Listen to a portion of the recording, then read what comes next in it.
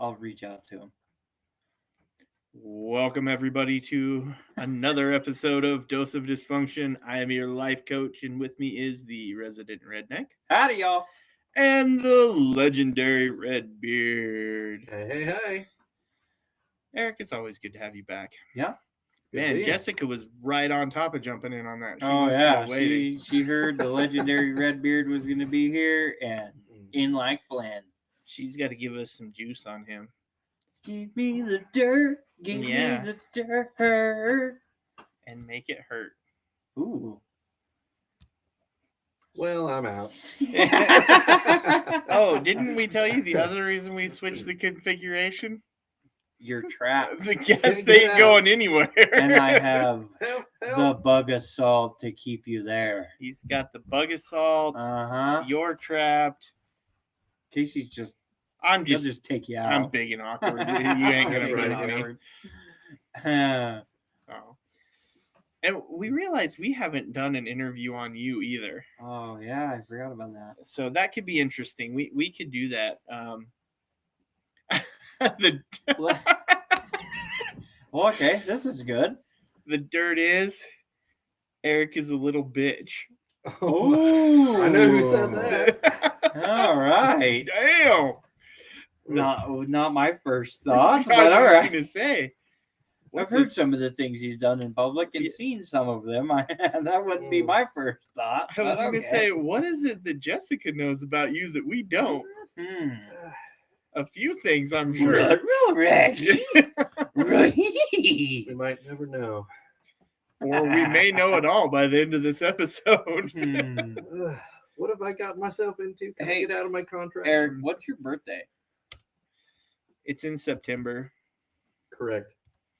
Is it September 10th? Nope.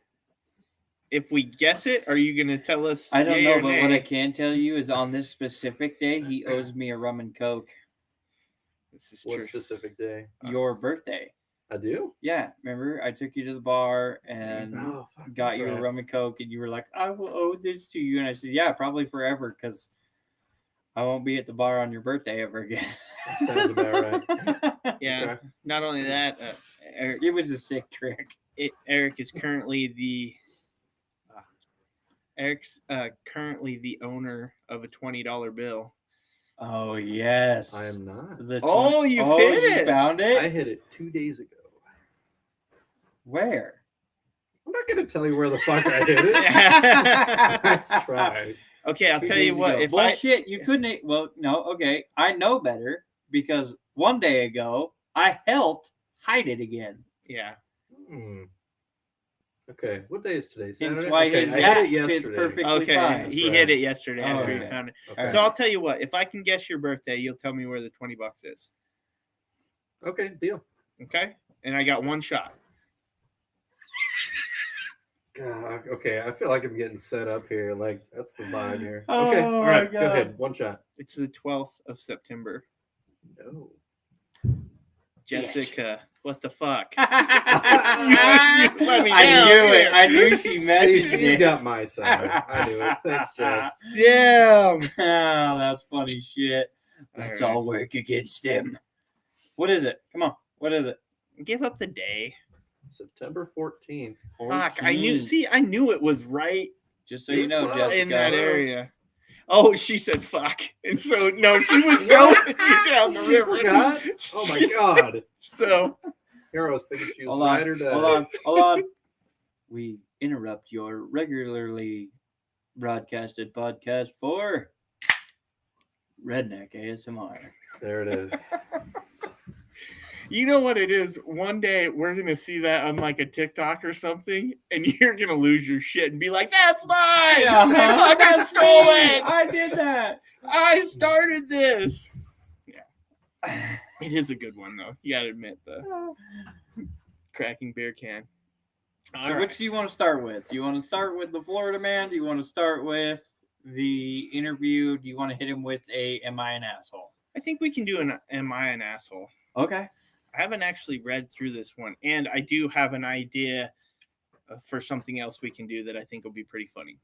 Potentially very funny. Oh my God, I just got asked Is that the dumpster fire maker's voice I hear? Oh my god! Who the hell said that? Who said Amber, you would be 100% yeah. correct.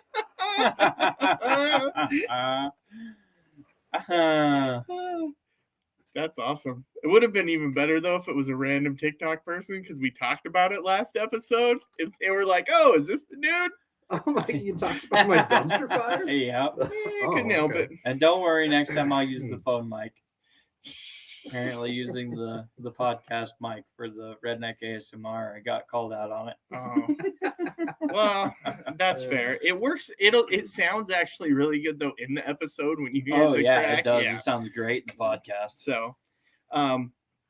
So we're gonna do first. We'll do an "Am I the Asshole?"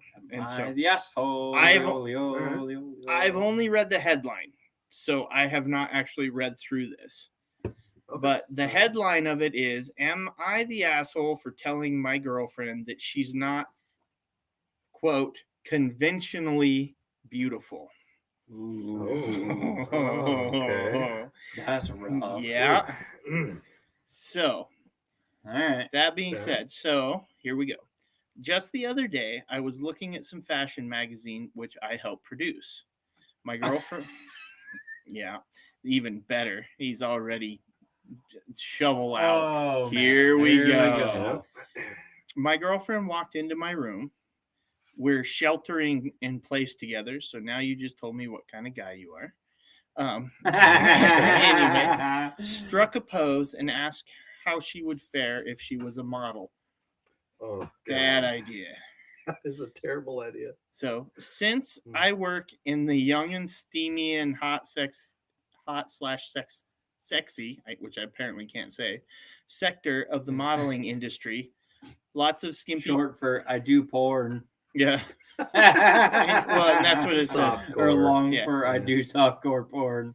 Lots of skimpy clothing, bikini, shirtless buff men, etc. I told her she'd never make it anywhere in my expertise because she's not conventionally beautiful. Shit. But that's a one-way trip to the doghouse. Yes. And then followed with, this is even better. He howls at the moon.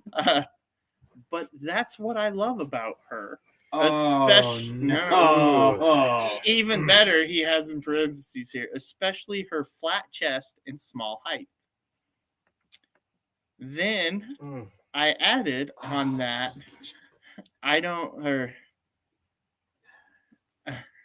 you ain't got no titties and you couldn't get on a carnival ride to save your life. So, all right. And he has edits in this one too at the end, which is funny. So he said, then I added that I don't know about other areas of the industry, and she'd probably be accepted somewhere out there since it's a big industry. Now she's passively aggressively mad/dejected at me and glares daggers. She also burnt my dinner while I noticed her dinner was cooked golden. He says, obviously I screwed up, but even then, he's asking if he's an asshole. Now here's 2 edits. Edit 1, flat chests are good for me as they're easier to hold when I go to bed. It's not my fault you have little hands. And then edit number 2. I don't work in the glamorous side of the industry. I work in the side where you make cheap, steamy magazines for young people, and the models there constantly quit or are working part-time. In short, if you want to be a famous model, you don't come to us. If you want to be a model to make some quick cash and pay for college, we're your people. If you're a dumpster fire, yes, and you need to, maybe get put out. This is where we come to. Yes. I'll give you a little bit of help. Jason says he deserves it. I guess he's talking about dinner. Yeah. Oh yeah. Dude, you lost it.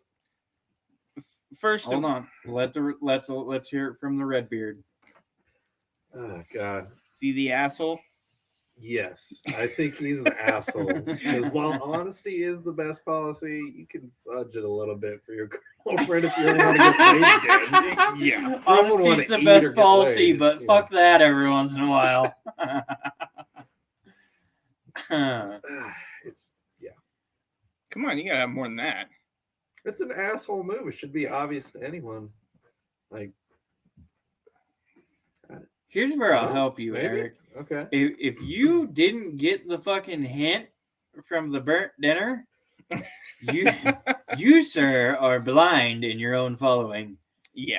You are definitely the asshole. I don't give a fuck, flat chested or not. I mean, and the best part of this is he said that she had no titties, but he didn't say shit about her ass. So you know she's got badonkadonk for days, right? Right, because So- it's one or the other. So Exactly. And he's talking about he's in the softcore porn industry here. All right. Now you flip her over and she's got the money maker of the money makers here. I mean, not everybody's looking at the softcore porn for the titsolis here. All right. That's right. Yeah. I mean, Look, ass is the new tits. Like, you know. oh yeah. Yeah. That's why they came out with twerking and all this Oh, other yeah. shit. So here's the other. This is why they make thongs. I'm telling you. Wait. And read and giggle. Sorry. Hey, Yep. as Jessica says, hey, you're ugly and your tits are small. Wait, why are you mad? Well, here's the other part of this too, right? So now he gets to go to work and tell all of his buddies, "Oh yeah, I told my girlfriend she was ugly." What the fuck? No, you don't do that. You go to work and you're like, "I don't give a fuck what your woman looks like. Mine is fucking hot." It don't matter. Yeah. It don't make, because here's the best part. You can be like, even if you thought for any reason she wasn't hot enough to do what it is you put people on camera to do, you can always look at somebody and be like, it has nothing to do with your actual physical looks. Your personality is amazing. There it is. Right? Don't fucking bury yourself. No. Don't fucking bury yourself. You're even burying yourself with that That is true. because you're not giving them what they're looking for in the moment. So Oh, there's two sides. Yeah. Somebody doesn't agree. So Okay. I've got two things here. First, his small tit thing completely reminds me is I had an uncle. He would. God. Oh God. I had this Okay. uncle one time. Yep, this is the hillbilly in me. Don't touch me there. That is my no square. We were going fishing. And Oh, no, this Jesus. is better. Like park ranger fishing game lady. Uh-huh. A fishing game lady Yeah. was at one of the places, and like we had to stop and show whatever or something like that. And he said, as we drove off, he said, "Yeah, more than a mouthful's of waste," because she had. So that was his belief system on. Good. We got hit with a lady wildlife cop once, and she come walking up, and we hadn't tagged a deer yet, right? We were Right. waiting for it to do its thing down there. We're gonna head down in the bushes and go get it. He just pulled the trigger on it. We're probably 20 feet from the road. We were within reason, right? And Right. she rolls up and she goes, "Hey, did y'all tag that deer?" You're like, uh-oh. The fuck? We shot this thing 3 minutes ago. How the hell? I'm not gonna track star my ass down the hill to fucking tag this motherfucker, right? Right. Yeah. And she's like, "Well, you better get it fucking tagged quick, otherwise I'm gonna write you a citation." And he turned around. My buddy turns around and he goes, "You're just mad because nobody will take you hunting." Oh, shit. And he bails off down the hill, and I was like, "You son of a bitch!" You left me here to be. So she gets out the truck, calls me up to the road, and I'm like, "You motherfucker!" You know what would have Yeah. been better? If she would have shot one of you all, because her defense could have been. Here's the best part of the defense for shooting a hunter. But he had a gun. Right? But he had a gun. No, I got up to the road. She was telling me, that Yeah, you got She read was- the riot act. she was while on he defense ran at this his- point. She's chewing my ass. And I'm like, "Hey, look, first off, I didn't shoot the deer. Second off, he's down there trying to tag it right now. Third off, I'd take you hunting. You want to go hunting?" And she was like, "No, I don't want to go fucking hunting with you." You're like, day's not over. I haven't shot anything. Yeah, We can go. exactly. See? It's like, There you "You go. clock out, we'll go hunting. Fuck it." Nope, she wasn't having none of that. He gets back up to the top. He's like, "Are you gonna come down here and help me drag this motherfucker up here?" And I said, "Not till she lets me go." Thanks to your smart ass. Right. But Oh, that's funny. no, I definitely say he's the asshole. And I'll tell you how to get out of this. to a point here, Okay, if you ask a question and you want an honest answer, you can't be too upset with the honest answer, right? Yes, you can, because it's a bait question and everybody knows I get that it's a bait question, but that doesn't fucking. Don't be a guppy and take the fucking bait. Yeah, you're a dumbass. I don't know that you're the asshole. I think you're just I a was fucking gonna say, dumbass. Are you an asshole? Yes. More dumbass than asshole because you're trying. But here's how he could have used this and got himself laid. All in the process. We are about to be coached. Yes. So what he should have done was said, absolutely, baby, let me get my camera. And he should have got out the camera and done a little photo shoot there, which I guaranteed would have turned into him getting laid. And possibly losing his flat-chested girlfriend to somebody who's not a dumbass.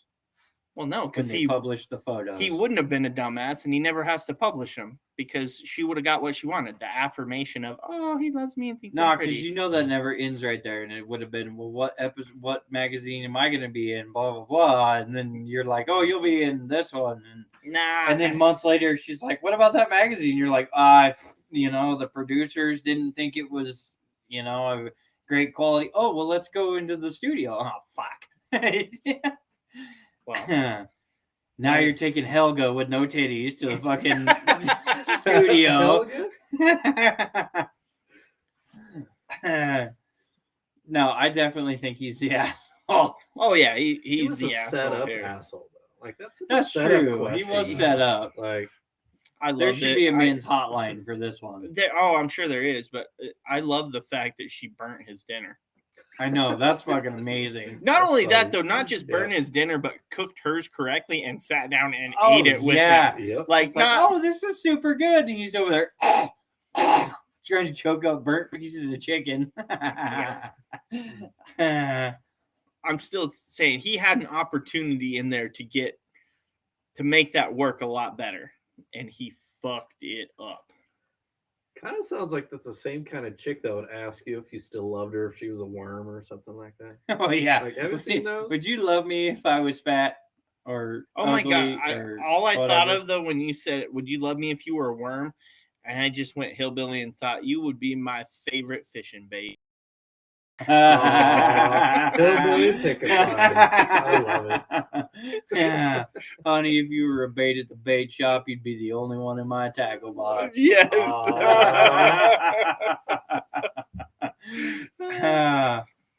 That's fucking hilarious.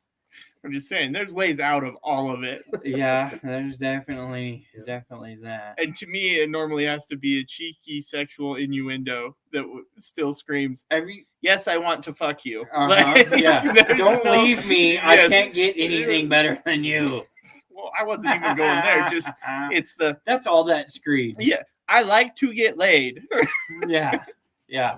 Don't cut off my pecker tonight, please. Yes. You'll be Florida woman all over. Yes, and I prefer to keep all of my body parts attached. Where's the scissors?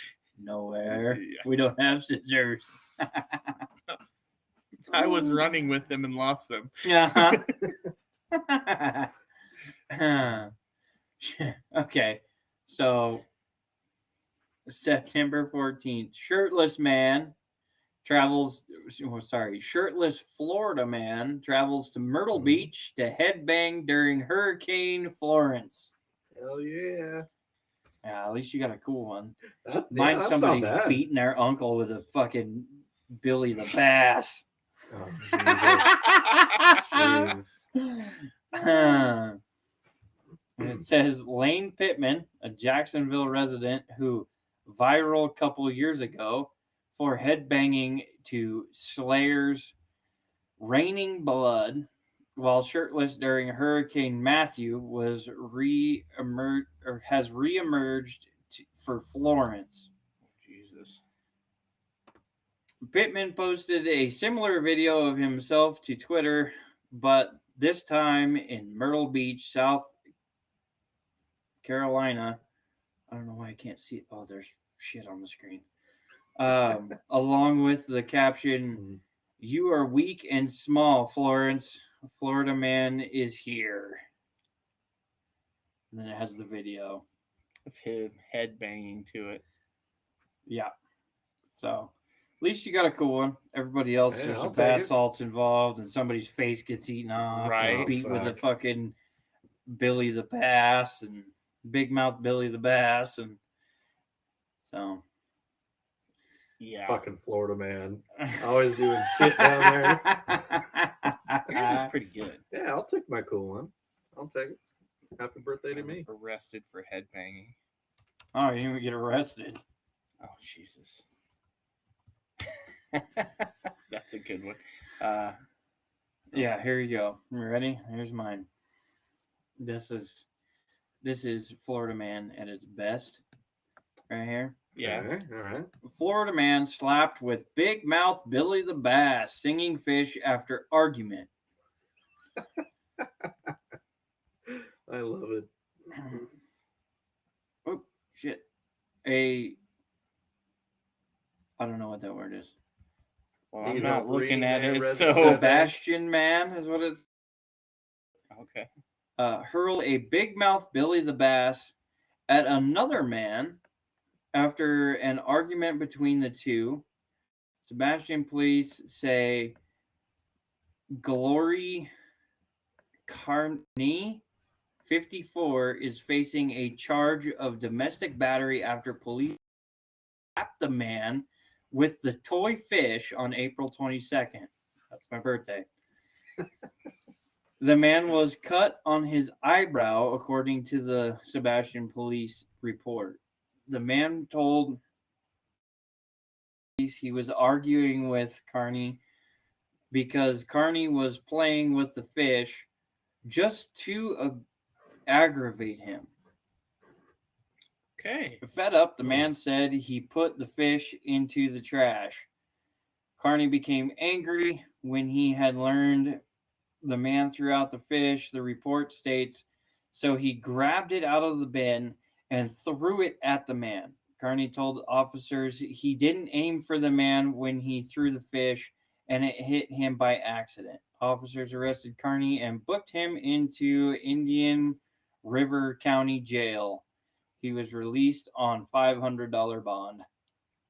All right. That's quite a That's epic. I right arrested somebody, or I was arrested because I beat somebody with a Billy the Bass. Yeah. Think about the story that makes in jail, right? What are you in for? I beat someone with a fake fish. You did what? I big mouth Billy the Bass motherfucker right in his eyeball. That's awesome. That is pretty epic. So, I had a thought. All right. Okay, all right. So we're gonna alternate this up. But here's my thought. So me and Brock have done in the past where we take something and he gives the life coach version of it and I give the redneck version of it. So we switch up roles. Okay. But here's what I thought would be a fun one to do. Dating video profiles. Oh yes. Oh, God. Okay. So Brock is like, yeah. But Oh man. Okay. so here's the kink to it. Oh, okay. Okay. All right. Well, there's three of us, so there's three very distinct personalities here. Uh-huh. We have the resident redneck hillbilly personality. Yep. We have the weighing in at 235 pounds in the camouflage shorts. yes. We have obviously the overthinking, long-winded life coach. Like, I'll own it. I get it. The constant over-explainer. And then we have the legendary Redbeard. Yep. The pirate of the seven seas. The awkward pirate. The awkward The awkward pirate of the seven seas. Legendary for being awkward. So Exactly. one of us, we can't do our own, obviously. Okay. All right. Bullshit. So we've got to round robin this, and so Okay, you get the legendary Redbeard. okay. So between you two, you have to pick who get. That Well, means it's kind of switched at that point. That means okay. I get. Because he has to do me. I Oh, gotta be you. So that works. So we'll Okay, shift alright. it. I'll have to do the legendary Redbeard. He's gonna have to do me, This might the take a life second. coach, Oh, jeez. and okay. you have to do the hillbilly. For video dating profile? Yes, Is for that what your we're doing? dating profile. So is this just the bio? Is that what we're? Yeah, like Okay. you know when you watch All right. the little video and they're talking about who they are and what they're looking for. Oh, the video Yes, bio. yes, Okay. the video bio. All right. I'm this. This is the kind Okay. of girl, and these are the things I Okay. like. Right, that kind of bio. You want a beer? Yeah. It's like- I might need another drink for this to get in the redneck set of mind here. All right. So the question mark is I'll To each is his pour. yes. So it's who wants to go first, and if you all need a few minutes, I can tackle the Yeah. pirate you go. first. You go. I go. This ought to be interesting. Okay. All right. Hello. What a great start. Is this thing on? You already fucked up. But go ahead. It's because I'm laughing. So my name's Legendary Redbeard. I like to burn things down.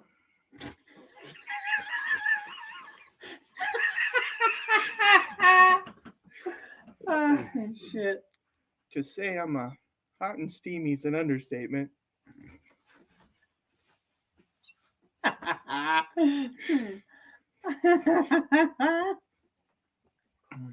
need another drink.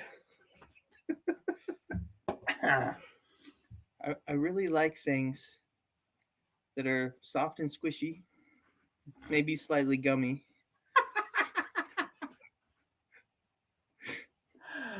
Oh my god. The thicker the better, especially if there's some golden buns involved. My God. I forgot about that. I forgot about that. Beyonce, I love you.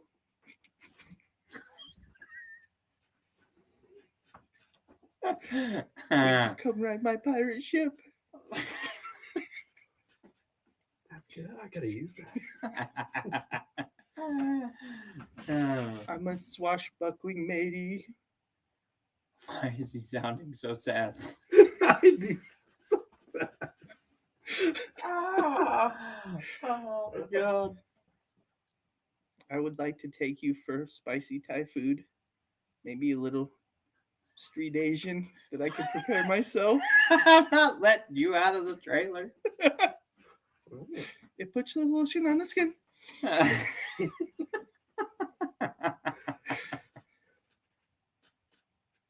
Will you be my parrot? Every pirate has a parrot. Oh yeah. I will write a glorious video game about you and lead you to the depths of World of Warcraft. I will be your leader. Come follow me.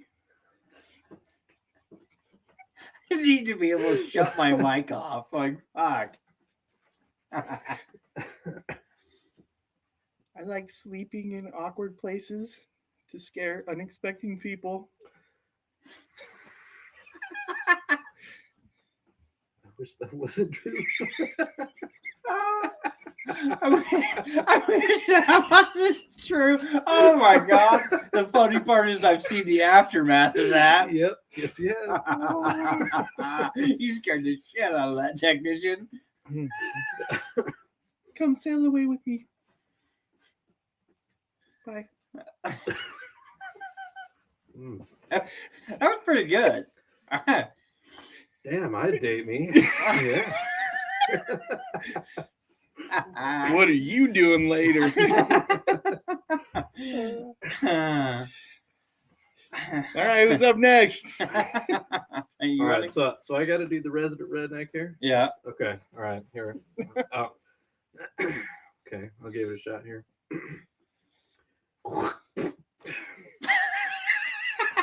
Well, y'all ever seen a 6-foot rattlesnake? Want to? You'll be the prettiest peach. You ever been hog riding? Want to?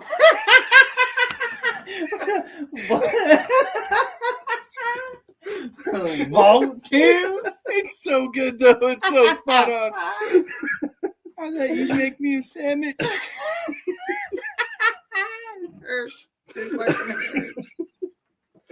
We'll ride in my lift and pick him up truck.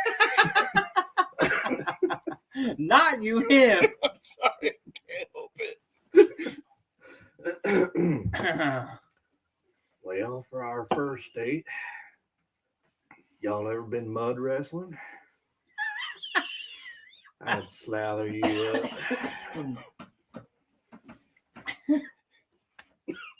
I can't keep a straight face. Ow. It's like my head hurts.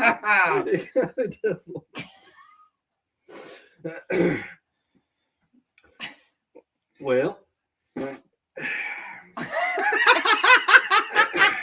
I'm just gonna shit in my fucking.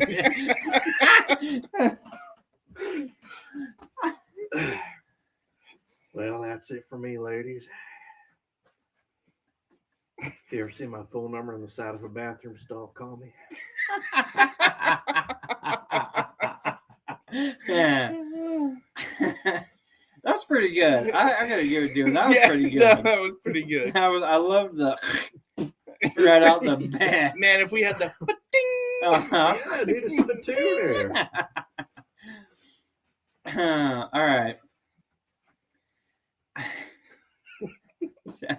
So I gotta be the life coach. you do. Yeah, okay, here we go. Well, ladies, do you know how much a polar bear weighs? Oh, just enough to break the ice. Hi, I'm the life coach. Trust me, I will be able to walk you through journeys in life that even you yourself can't walk yourself through.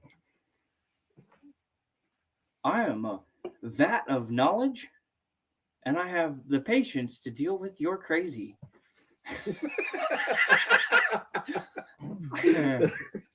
Okay. I can handle just about any curveball you throw at me, considering I'm a softball second baseman. I have the agility of a young man and the brain of an old wise one. And you don't have to worry about bearing my children, and we'll just have a lot of fun.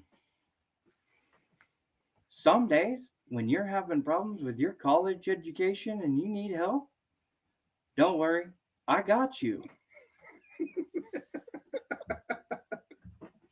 We will be able to make it forever and ever on nothing but our own hopes and dreams and my teamwork.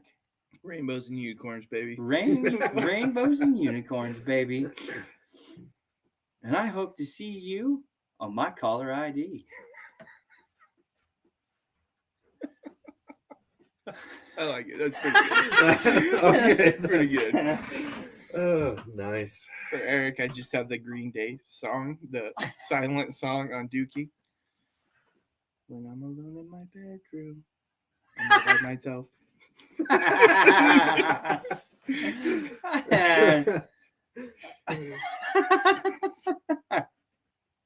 Sorry, bud. I can't. That's Like, okay. I don't know. I see Oh, if you're man. Eric and you're the legendary Redbeard, I see it being solely, "Arr, matey, I'd love to have you aboard my ship." yeah, but he doesn't do the voice, but I could see it theatrical in the pimp suit. Yeah. Yeah. Almost like the showman, right? Greatest Showman. Ladies and gentlemen, the legendary Redbeard has arrived. Mhm. I will show you my shiny sword if you take it out of the scabbard. Oh. I should be taking notes right now. I got, please do a video series on TikTok for this.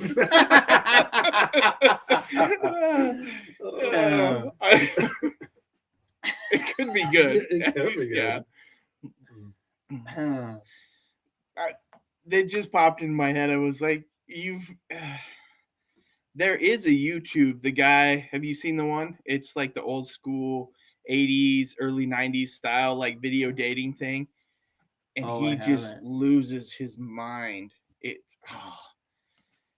You have to ask Denise because she can pull it up. Oh, like okay. she knows the name and everything, and it is hilarious. Okay. I mean, it's good stuff. But anyway, that's what popped into my head, especially because Eric, I don't view. Yes, you're a little awkward, but that's part of your charm. That's like what we love about you. There we go. Yeah. Oh, thanks, guys. Like Hammer telling women that you have to be to work on Memorial Day when you didn't have to be. And I was like, Yes. Yes. Did he set his alarm? I don't fucking know. He's a grown ass man. He has his own pirate ship. I don't know. You know, in his yeah, that's right. in his defense, though, one time I forgot to tell him that we didn't have work on a holiday, and he showed up.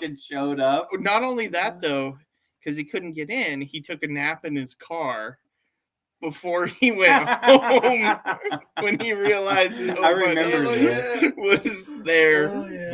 Just to set that expectation too. Eric used to show up like 3 or 4 hours early to work, and instead of hanging out in his truck, he would go inside and climb into a brand new coach and fall asleep, knowing that somebody would wake him up when it was time to go to work. And he fell asleep in a Class A Berkshire, and the technician who was working on the refrigerator that day climbed inside of the coach no more than 5 minutes after clocking in and about shit his fucking pants when he seen somebody was sleeping on the master bed in the coach. Yeah, that's right. Yep, and that's when I was banned from doing it. Well, what was I supposed to do? I had So they were like, Eric, no more. Yeah, I had a. Anyway, I had another manager tell me that, like, dude, he's got to stop sleeping in coaches. I scared the shit out of a technician. I did. I don't really know what to say. That technician has never been the same to this day. He checks coaches before he gets Oh, in I'm them. sure. I'm sure. He looks around the corners and shit. Oh, it's fucking He hilarious. doesn't go in blind. That's what I'm saying. And in the other scenario, you would have got shot. Oh, yeah. Yeah, probably. I mean, this isn't Goldilocks and the Three Bears. Yeah, I mean, this should have been one dumbass dead in Idaho and a fucking coach.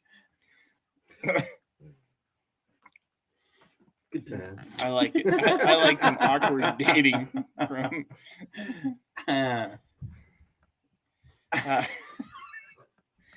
Well, Eric, how was your day? Busy. How was your day? It was about, well, I mean, it was on and off. We covered that last episode. I won't go back into it, but it's been a long day. I hear you. So, do you want to start the interview process here? We can, or we can do one more. Am I the asshole? It's up to you. Or we can do that later. Let's do another. Am I the asshole? Okay. So, and again, I haven't read this one fully through. So, the title is, Am I the asshole for going over my wife and speaking candidly to her boss? My wife does this bullshit to you all the time. I'm like, God damn it. So here's the situation. My wife is in a high-level corporate position at her job. What she does is extremely stressful, and I don't blame it for taking a toll on her. Recently, though, she's been having a really rough time with work and is clearly stressed out about it. She's visibly upset much of the time, but she doesn't seem to want to discuss the specifics with me. She's even become forgetful and somewhat unuseful around the house recently. Oh, Jesus. She seems to always be thinking about work. Time matches. Yeah. I'm not getting my normal dinner, goddammit. She's leaving the fucking toilet seat up. That's a problem. That's a problem. She wouldn't talk to me directly about it, and I knew I had to do something, so I found her boss's phone number and reached out. I simply told him that she has been listless and despondent recently, and that I worried about her performance at work as well as what it's done to our home life. Wait a minute, he's mad that she doesn't have a lisp anymore? List. Oh, Okay. I was like, wait a minute, what? That make no fucking sense. She lost her lisp? You should be congratulating him. Yeah, that's pretty She's good. lost her lisp, and now you're mad about it, dude? Basically, her boss corroborated everything I was saying, and it seemed clear he felt the same way about her behavior. After some time talking, we both came to the conclusion that a reassignment was necessary. Oh. Not really a demotion, but the decision was made for her to be reassigned to a less high stakes, less stressful position. We didn't state it verbally, but I think we both had an understanding that this was in her best interest, and our conversation wouldn't need to be brought up to her. Okie dokie.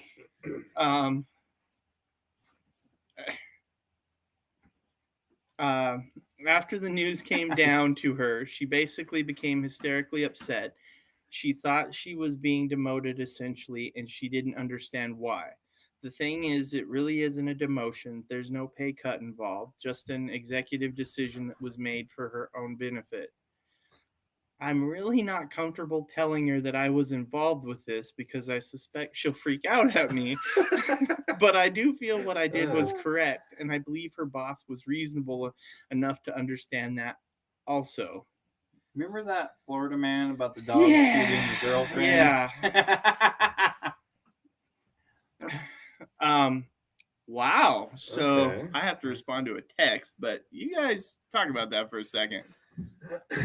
Where you at, Eric? See, that's a little more complicated than the last one. I don't know that it's all that much more complicated.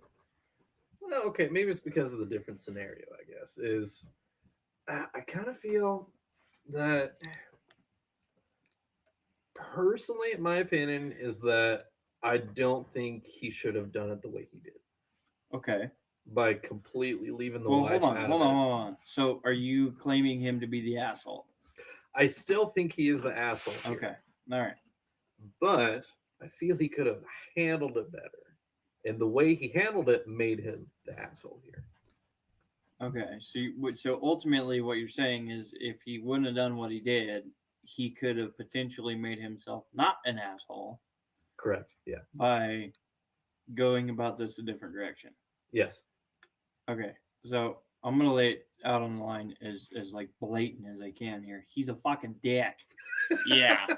He's a fucking Okay. asshole because here's the deal. Mhm. I don't give two shits how stressful work gets for me or my wife. If either one of us was to interject, and now it's easier for my wife to yell at, or to not necessarily yell at, but to say things to my boss because he's probably my best friend. And in that sense of the form, yes, sir. Sometimes I'm like, hey, knock it off. That's my job, right? Like that's there for me to do, right? If I feel like I am, yes, like as of lately, stressed out and things because of work, it's because I've put myself in a position where that's what's best for me. That's how I feel in the company, seeing the other positions and things and all that stuff. I feel that I am ultimately the decider of the fact of my job being too stressful for me. And if that's the case, then I will, pick my battles or change my, what I have going on. Mm-hmm. Is there any room for my wife to call my boss and tell him that I'm too stressed out and I need to have a job change and blah, blah, blah? Absolutely not. No way, shape, or form. Now, do I believe with you that this guy could have gone a better route? Yeah, absolutely. Mm-hmm. He could have walked up to his wife and been like, hey, this is obviously something too stressful for you. You can't handle something. You need to change it. Right, which is what I think he should have done instead of, keeping her out of everything, going straight to the boss. Right. Yeah. Yeah. No, I would agree with you. He is definitely the asshole for how he came across this, because this is a situation that happens in everyday life with a lot of people. Oh, Right. yeah. Oh yeah. My wife will tell you that I am too stressed out with work and I'm forgetting stuff at home and blah blah blah. She'll tell you that now. Mm-hmm. Mine too. Is that the case? Probably. Do I feel like I need to be moved? No. I like where I'm at. I like what I do. I like being able to do what I do. Is it stressful? Absolutely. Because there's more on the table than just the normal stupid shit, right? There's more to it than that. Absolutely. Looking at things differently than where I was a few years ago. I've put myself in this position because this is where I want to be. This is where I'm challenging myself. This is where I'm, it's stressful, but there's a reason why it's stressful. It's stressful because I give a shit, and that's how I want things to go. Right. If I forget things at home, I just need to be reminded, hey, work's not everything. Pay some attention here. Oh, yeah. It actually had happened a couple months ago or a couple weeks ago. It was, hey, we need you to pay attention to some of the stuff we're doing here because you're missing things, and you need to, pay attention to those. And so then it was turning off emails and paying attention less to my phone and more to the family and doing that. Yeah. Right? Okay. That's the right way to go around it as far as I figured. So in this case, yes, the guy is a fucking asshole. If you reach out to somebody's boss and you're like, hey, she's fucking not making me sandwiches and she can't fucking do the goddamn laundry and the kids just fucking run wild all the time and it's your fucking fault because she's too goddamn stressed out at work. I need you to move her. No. Yeah, that's ridiculous. Agreed. And not, well, I can go. So I'll read Jessica's comments first. That dude is in need of castration, and her boss too. Whoa. I don't necessarily. Strong take. I don't think you can blame the boss. It's not like he reached out. No, I can feel the difference in. Yeah, I've noticed this too, but we probably shouldn't talk about it. Yeah, because I can take this from two different prongs. Being that I could potentially have somebody come to me and be like, hey, I think my spouse is, whatever. And first off, as a manager, I'd tell them, first, you need to have that conversation with them, and quite honestly, I'd probably tell the spouse, and I will probably talk to them about this, because when it's out there, it's that much stressful for the person. And it would be difficult, but I would rather pull someone in and say, hey.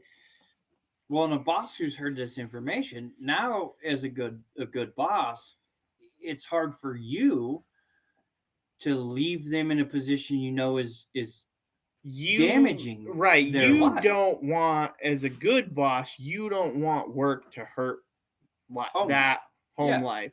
Right. But there's two routes to go about it. You can't just move somebody. No, and I agree with that. That's why I would say, for me, I would have to look at the person and be like, hey, I really appreciate your concern in this. But if you're having issues at home, you two need to have that conversation. Right. But I will have the conversation with them about work. And it would be very difficult, but I wouldn't have a problem pulling someone in and saying, hey, look, your home life is spilling a bit into here. Your wife, husband, whatever, came and talked to me.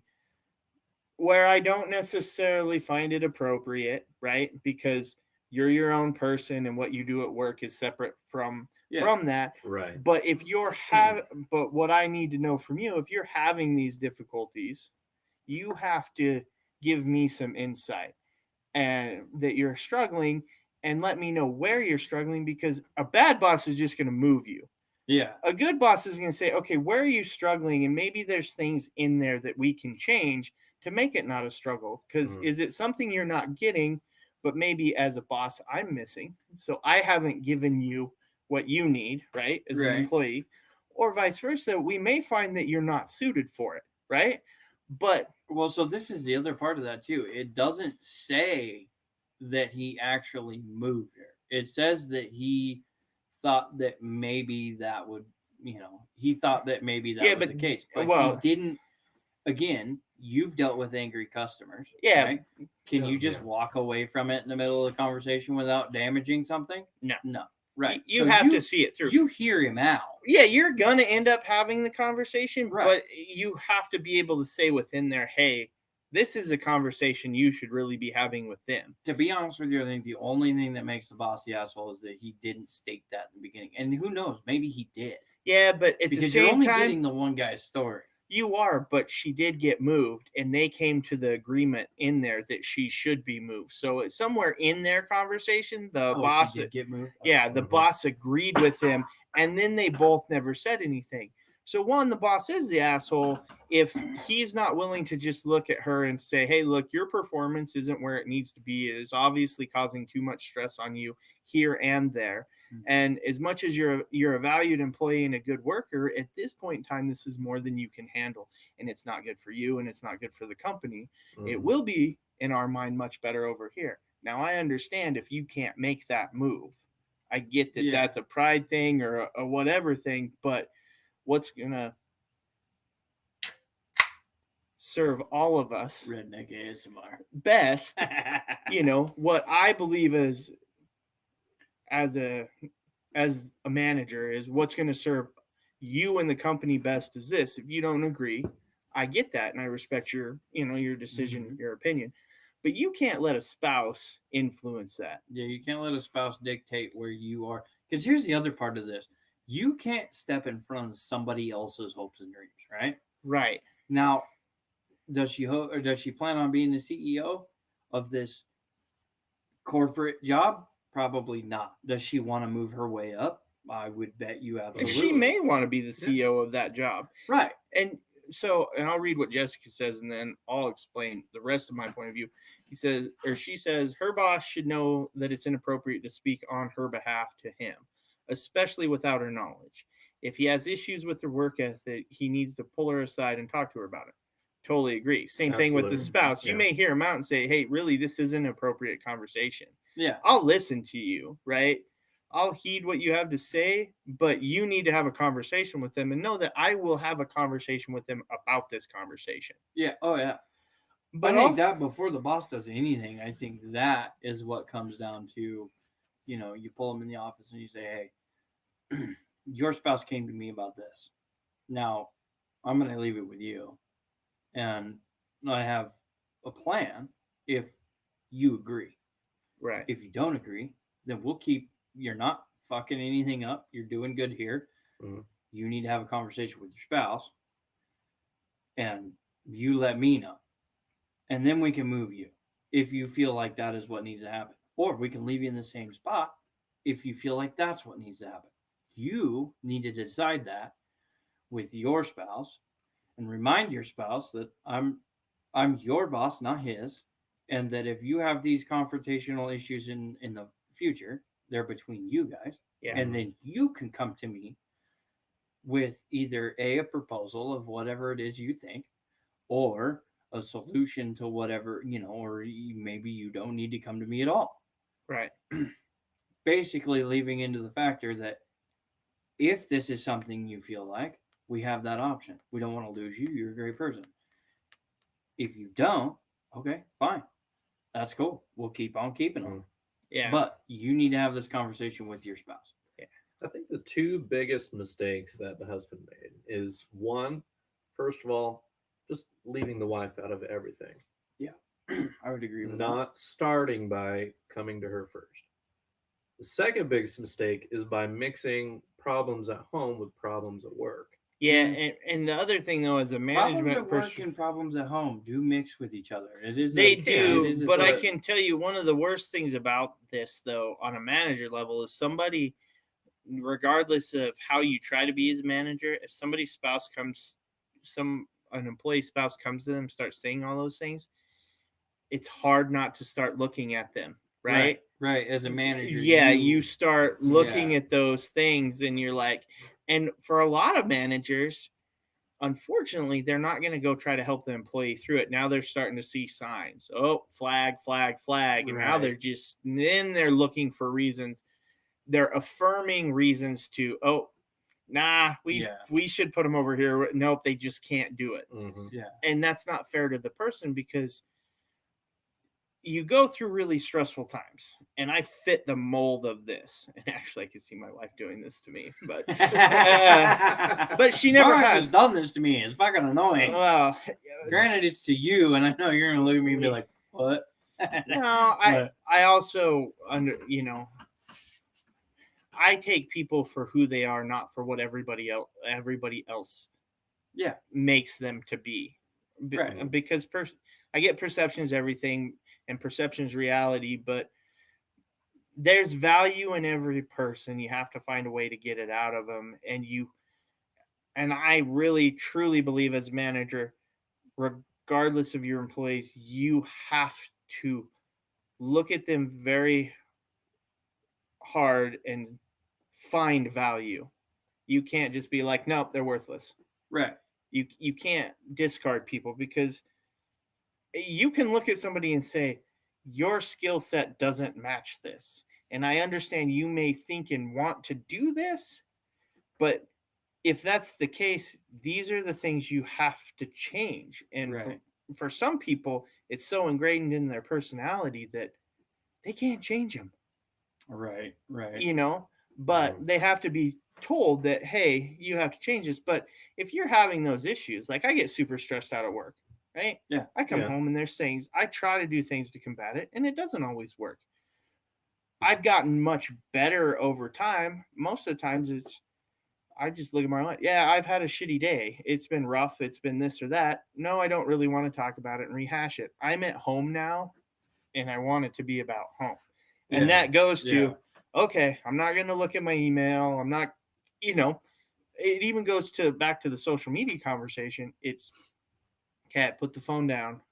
Mm-hmm. And in that hour to 2 hours that I have, I'm going to eat dinner, going to talk to him, watch a show, do whatever. If I want to pick it back up right before I go to bed, whatever. But I'm going to give some dedicated time to it. But Right. yeah, but it's more responsible of a spouse to actually communicate with their spouse and say, hey, I see these things, Mm-hmm. and it's starting to cause a problem here, right? Right. Yes. I'm Yes. having an issue with how this is going. How can we work through this? Or I support you 100%, but if this is going to cause you to be this stressed out or have these problems, I can't support that. Right. And so Right. if you can't back away from it, then I may have to find other things to do. And that's the extreme end of it. But there has to be hey, I'll support you and try to work with you, but it's a two-way street. I need you to communicate with, and we need to find, ways to Communication is key. de-stress or the communication is a big part. Like I said, it recently being more stressed out at work and even being home during a day that's not necessarily an easygoing day. yeah, Being home on Fridays is a stressful day for me because I'm constantly getting emails and everything else, and I'm always just worried about are the guys up front doing whatever they need to do? Are they getting everything done? Is everything are they putting on the front that they put on when I'm there? right. So you're stressed out about it. And recently, like I said, wife came to me and was like, hey, forget work for 20 minutes and let's just have 20 minutes of family time and just kind of figure out some stuff and whatever, and we have conversations and we go from there.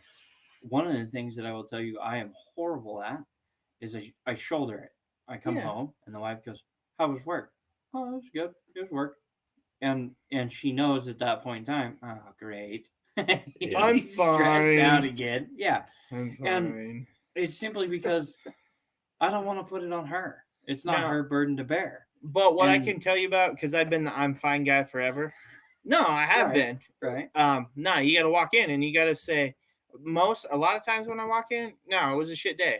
It was a rough day today, honey, but it'll all work itself out. It's over and I'm home. But I'll tell you what, it's amazing that little bit of instead of shouldering it, but just acknowledging, nope, it was a really shitty day. It was rough. I don't need to rehash it. Tomorrow's a new day. It'll get better. It Oh, was yeah. just stressful the day. But when you say it out loud and you acknowledge it to them, that you're not. Nope, I'm fine. Well, no, because Yeah. You say it like I come home and I'm just like, no, shut up, woman. no, because I know exactly how it is. Hey, how was your? Oh, it's good. But your spouse knows better. Oh, You can yeah. see Your right through body you. language, everything. But what I can tell you is it's disarming to them if you're honest about, no, it was a shit day. But that's okay. You can Yeah. and it's slightly stress. It's not totally stressful relieving, but it's slightly stressful relieving to be like, That's what this microphone is for. well, right. But one thing that, amazing, one thing I give my wife a lot of credit for, though, is there's a lot of times when I come home and I do that, when certain other things go on in the house that, the tipping where you get snappy. Oh, yeah. Because you're pissed off at so many other things, so you let little things, is my wife's really good about saying to like the boys or something, Dad's had kind of a rough day. Go easy on him, right? Things like that is then the communication is out there of, hey, I've had kind of a rough day. Or when you're like, I'm going to bed, it's not the, oh, but I want you to stay up and watch this with me or do that. They're like, yeah, I get it. You had a rough day. That's cool. Go to bed. I got this. And that's and then I get it back in return from her of if she's had a shitty day or that. Carly says she has to take her gross meds. We should do a gross shot with her. Oh, what's a gross? I'm thinking What? a whiskey shot. Nope. Coach is out. I'll tell you what, if we got to do a gross shot, we do Jaeger. Oh, God damn it. I knew it. Okay, man. Oh, God. I gotta drive He's like, fuck, their skin in the game and he's in. No, that's fine. I don't mind Jaeger. No. Yeah, I know you don't.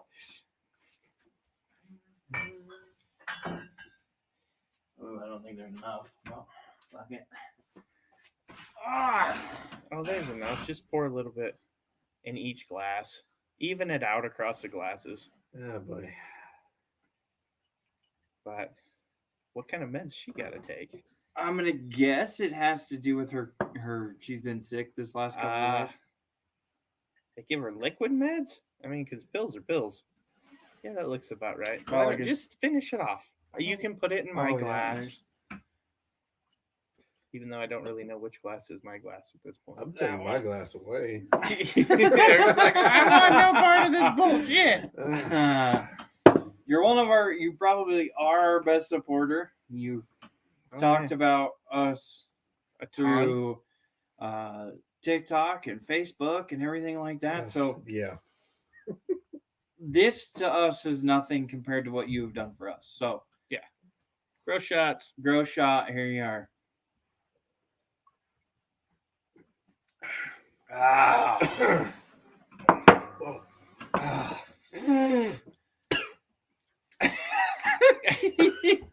Here's a like unwinded fucking choke. Oh, there, yep. Follow up job. Yeah, there it is. Oh, chaser. Yep, there's the chaser. Well, if we're gonna make it gross, you gotta like. Oh yeah, it's gotta be gross. I mean, I don't mind Jaeger, but it's still nasty. But no, I do have to agree, and I'm a huge, don't come home and bear everybody else with your problem, right? To me, that's not what you're supposed to do. And a friend of mine, actually, him and his wife have decided that what they do is when they get home, she normally cooks dinner, I'm guessing, but they cook dinner and sit down at the table, and throughout dinner, they talk about how stressful work was, and talk about work things, or even how good work was, or whatever, and they talk about it, and then as soon as they're done eating dinner, and the plates all go into the sink or go into the dishwasher, that's it. The rest of the night is other stuff. And we've kind of taken a little bit of that too.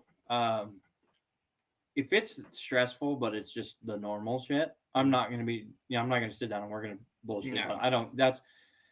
Work is stressful. I don't give a fuck who you are or where you go. Oh yeah. There's always something to it. Oh yeah. There's always stress. It doesn't matter. This world, and even in in the free market and everything else, there's always going to be stress, and that's how it's going to be. Yeah. The days when you come home and you're just like, fuck my job, fuck work, Right. fuck the assholes I work with, right? That's when you sit down, you have the conversation at dinner. Yeah. You're like, this motherfucker did this, Yeah. and blah blah blah blah blah. And when you wake up in the morning, okay, now I have to go deal with this. I have to deal with yesterday's stuff today at work to make sure that tomorrow is better than today will be, or than yesterday was, right? Because that's the driving goal, is that the next day is always going to be better, right? You always Yeah. you don't ever go to work thinking, today's going to suck more than yesterday did. Well, some people do. I have gone to I work do. and been like, today's going to suck, because I know what's in front of me. Yeah. But at the same point in time, right after that statement, it's, well, I guess let's make this suck as least as possible, right? I was There going to you go. say, normally if you know it's going to suck walking in, Yeah. you'll try to make the best of it. It's when you walk in and you weren't expecting it, or the day starts relatively well and then goes to shit. That's when it's Yeah. hard to deal with, because Yeah. you're like, wait, where'd this go wrong? It's always when you get that knockout punch right before you clock out. That's the one where you Yeah. come home and you're just like, these motherfuckers, and you're just mad, right? Yeah. When you get punched in the groin in the fucking beginning of the day, and you're just trying to bring yourself back up from it all day long, when you get home, you're like, you know what? I've dealt with this for fucking long enough. I don't want to talk about it right now. Let's just eat dinner and have a good night, and then I'll deal with the shit tomorrow. And it's, to me, I would rather take a super stressful job over no stress, but knowing that the only reason I'm there is because everybody feels I can't exceed. Yeah. That, to me, to revert it back to this scenario of him talking to the boss, if they both decided that I just can't hack it and I need to be in fucking janitorial service or whatever, to me, that's more devastating than being stressed out at work, See, the husband, well, actually, both the husband and the boss, I feel are assholes in this situation. Absolutely. Oh, Because, yeah. well, think of the wife. She was left out of everything. Does that mean that neither of them trust her? Do they have no confidence Well, in her? and again, you Like, get to the what does she point think? too where the manager doesn't necessarily have control of the situation because the spouse is coming to the manager. Yeah, but right? he moves So and he- nobody says anything about the conversation. So now You she's take left. action. Yeah. Yes, then yes, you're definitely a total asshole. But if in the sense that we give him the benefit of the doubt, and he's only dealing with what he, because who's to say he didn't call her in the next morning and was like, hey, this conversation happened. We don't know. Yeah. We don't obviously. know. And what I'm trying to give him the benefit of the doubt in the fact that he's because an asshole. the fucking Yes. spouse, or in this case the husband, ultimately creates this whole situation. He does. And what bothers me about this is makes me wonder, what does this husband do? That's the other thing too. Yeah, is he You- just a fucking? Does he sell vape pens at the vape store? I mean, what the fuck? Well, or does he not work at all? Right? Does he sit at home on his ass while she makes big time corporate money, And now he's and now he's not feeling being pampered neglected. enough? Yeah, Mm. Because, or he's feeling the, oh shit, she's successful. It's okay if she's got a moderate job, but shit, she's successful. She's now really outshined me. yeah. And now I need to hold her back. It's the Which- crab theory. Yeah. Because if you drop a trap into the ocean, right? The Right. crab gets inside the trap. Then another crab gets inside the trap, but one of them tries to leave. The one on the bottom of the trap will pull them down. So they call it the crab theory. I watched Yeah. the whole YouTube thing on it. No, it's Yeah, no, it it makes makes sense. sense. It was something worth watching if you want to be in a position where you're in charge of her once, because you got to realize who's pulling who down and yeah. see who's actually pulling someone down or who's actually struggling and falling down. So it was a good video to watch, but it in this scenario, yes, that's exactly what it sounds like. It sounds like the guy is a stay-at-home dad or husband, and he's oh, she's getting the limelight. Yeah, she's forgetting about me because work is so intense and crazy and blah blah blah. But she's forgetting about me. It's all about me. Stop Yeah. thinking about them. It's about me. Yeah. Mhm. And that seems more legit. It's the And I basically neediness. I want to give the manager the benefit of the doubt too, because not all managers would handle this the same way. Oh no. Yeah. Oh, No, absolutely. not- And yeah. and Not at that all. and in this scenario, it sounds like all managers are just gonna fucking be dickheads, and that's Wow. not the case. But that's perception. Right. No, I get it, Mr. Coach. I get that it's all perception. No, but I mean, in general, when people start bitching about work, right? Mm-hmm. The manager's a dick. And I'm not saying Yeah, that because I'm a yeah. manager, because it works the same way for me, right? Mhm. I'm not the guy. I have bosses too, so I have managers. Yeah. You know, and yes, there are days where I'm like, the manager's a dick. You know? Yeah. But that, No, I think everybody to a point has felt that. yeah, and if you don't, well, then somebody's doing something wrong. That I think that all Yeah. comes back to the if you meet 100 people in a day and one person was an asshole, that person was probably an asshole. But if you meet 100 people in a day and 100 people were an asshole, you're probably You're the the asshole, Yeah. Yeah. right? So that everybody's had good bosses and bad bosses. Whether they've opened their eyes to seeing that or not is a totally different thing. Yeah. And that's where it's like you kind of have to see it again. This whole situation, none of this happens if the husband isn't a fucking asshole. No, it doesn't. He is the asshole. I can appreciate where you're trying to give the manager the benefit of the doubt, but what I struggle with this, and why I would tell you the manager's an asshole and a shitty manager, is because Because of the move.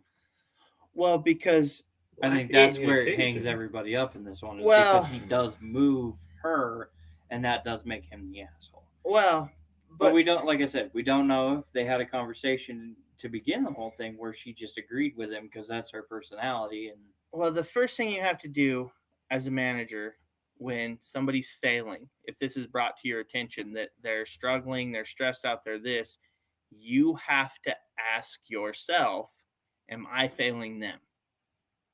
Have I Right. given them all the tools they need to succeed and they don't have the ability to, right? Right. Or have I not given them the tools to succeed and that's why they're in this situation? They're failing. I haven't given them what they need to be successful. Because you always got to look at your part in any of it first. Yeah, God damn it, you're Carly. gonna. Well, not all managers manage equally. If you're a good manager, using this example, that's what you would do. Is you'd be like, have I actually given my employees everything they need to do their job? You look inwards first. Well, yeah. But not all managers are going to think that way. Yeah, a lot of them, and not to say all of them, but a lot of managers have that, oh, you're right, let's just move her. Because they have that, like, oh, after you said that, I got to thinking, she did miss this, and she did miss this meeting, and she fucked up here, and blah, blah, blah. They start The red reading. flag Yeah. thing. Oh, shit. And now Everything's I see a all red this. flag. But they never look at themselves. That's the big thing, is a lot of people in power will never look at themselves as the problem. Think about it as Hitler, right? Hitler didn't think he was doing anything wrong. But I'm Well, it goes sure back there's to a the lot of perception. people looking at Hitler like, what the fuck, dude? Yeah. I gotta enforce this? Oh, shit. Uh-huh. You see that now, though. You hear that both sides now. You hear that in the Ukraine war with Russian soldiers. They got recordings of them talking shit about their leaders and are like, nah, I'm not doing this shit. Or, oh my God. Yeah, they but want if us you look to at do the what? military, it's the same thing as any other company. Oh, yeah. I mean, it's just a business at a certain point. It's, yeah. You got people in charge and people who aren't. Brings to the statement of there's too many chiefs and not enough Indians. Always. So it just, it is what it is. I mean, the guy's an asshole, and because of the boss moving her without any other information, yes, he's an asshole as well. So I don't think that she in any way deserved what had happened to her. So I have to say the two guys in this scenario are an asshole, and I'm also gonna state this. This makes my misogynistic looking side look way better than I, because I have sided against all three of the males. Well, see, and the thing about this, like this particular scenario is, well, I think you touched on it, is you're only seeing one side here. Yeah, You're only getting the perspective of the husband here. You, well, I think there that's could all. be That's other the hard things part. going on you don't know. Exactly. That's the hard part to judge the whole scenario because you don't know. Maybe they had a conversation and she decided that, you know what? Yeah, a little less stress is better for me. And they went that route. Because he doesn't state that they had that her and her boss had a conversation the next morning. He doesn't state that. You know, all he states is that they moved her. Okay, well, is that because you called in and you were an asshole and the fucking boss is an asshole and said, you know what? You're right, Jimmy, and fucking moved her? Or did they have a conversation the next morning and she was like, you know what? I think the both of you are right. And I feel like maybe that would be a better scenario for me to go that direction. We don't know. No. But in the case, if you look at it blatantly and open and clear, yes, they're both assholes for what has happened. Yeah. Well, outside not having my spouse, I've had another manager tell managers above me that I was on the brink and that they probably should go talk to me. No, okay. But see, and again, Okay. inside of a company, And where that's- manager yeah. to manager or That's manager okay. to Yeah. superior manager goes, hey, maybe he's too young or he doesn't know or he's not experienced enough or something's stressing him out or whatever. Go talk to him. Okay. And the boss man comes down and he talks to you and figures out what's going on. Oh, okay. He's just a little stressed out right now. We're taking on some stuff and he hasn't learned it yet and he's stressed out. Okay. Whatever. Or, oh my God, this guy is so riddled with stress that this is not a good position for him. Oh, yeah. You know, so, I mean, in inner company, absolutely. I mean, but I can tell I'm you, sure being I'm gonna on the catch- end of when they walk in and you know that somebody's told them that they Yeah. need to go there, yeah. you don't like it. Well, and I'm sure somebody's not gonna like this, but you and I have talked about things like that. Oh, yeah. Where it's like, hey, I think this person would be better suited for this. I have those conversations with other people all the time. Yeah. And normally, well, actually, my biggest success story actually of that conversation was Adam, the super soldier. Yeah. Because when he was in Yeah. accessories, he was not cut. It was not the job for him. No. But he doesn't have the ability to say, I can't do it. No. He doesn't have a quit in it. Right. There's no quit in that guy. But the look of relief on his face when I walked in and sat down and said, hey, I know this can be stressful, and I know you're not necessarily huge on the accessory thing. Like, I don't think this is quite what you thought it would be. Right. But how would you like to go to Power Sports? I have a spot here. Would you be interested? The look of relief on his face when I opened up the door, because I didn't demand that he go. Yeah. Oh yeah. But I offered it, and the look of relief on his face was like, yeah, I'll do it. And you could tell it was oh, thank God you gave me the door. I didn't, because it also let that piece of ego stay attached. That was, I didn't quit and I didn't give up. Yeah. They realized I was spinning my wheels and they decided that a better position for me would be this. Yes, which led to where he's at, and he's great. Like, we got him into the correct position. Yeah, he's going to be hard to. Oh no, I do. He's going to be an absolute fucking to nightmare to try to fill his shoes. Yeah, and he gave me his date. Yeah, I know, and that's the scary part because to be honest with you, the back counter doesn't run without. No, it doesn't. He makes my life 100 times easier. As much as he's a pain in my ass, he makes my life 100 times easier. It's going to take you a lot of time and energy to fucking fill his shoes. There's only one guy I have that can be even close to that, and I think he's happy where he's at the moment. Yeah, I think he likes his spot too. Yeah. Oh. So, and that's okay, because I think he'll be successful at that spot, because I don't look at it as like he's failing. I think that's a good spot for him. I mean, as far as the strengths coach goes, he's doing phenomenal where he is. So I'm curious who this person is. I wouldn't name him until he shows up on the show, and I think he is wanting to. Potentially be here, so I won't name him. We won't throw his probably name won't out name there. him ever for that position, but Yeah, but it's one of those things. Yes, that's going to be super tough to fill because I don't have a person to plop in there. Yeah. I don't have somebody within my crew that I can go, yep, let's throw them in there and away we go. It's like, Yeah. oh, fuck, how do I replace this? Right. You know? Yeah. But as always, I will figure it out. But Yes. it is time to interview Eric because we're getting too serious. Yeah, we have to go to no. something else. I was going to say, I do have another topic too if we run out of things to ask Eric. I don't think I'm going to run out of things, but I'm up for whatever I topics. don't think so either. Let's Interview. let's begin. Eric, what is your favorite sleeping position of all time? On my left side.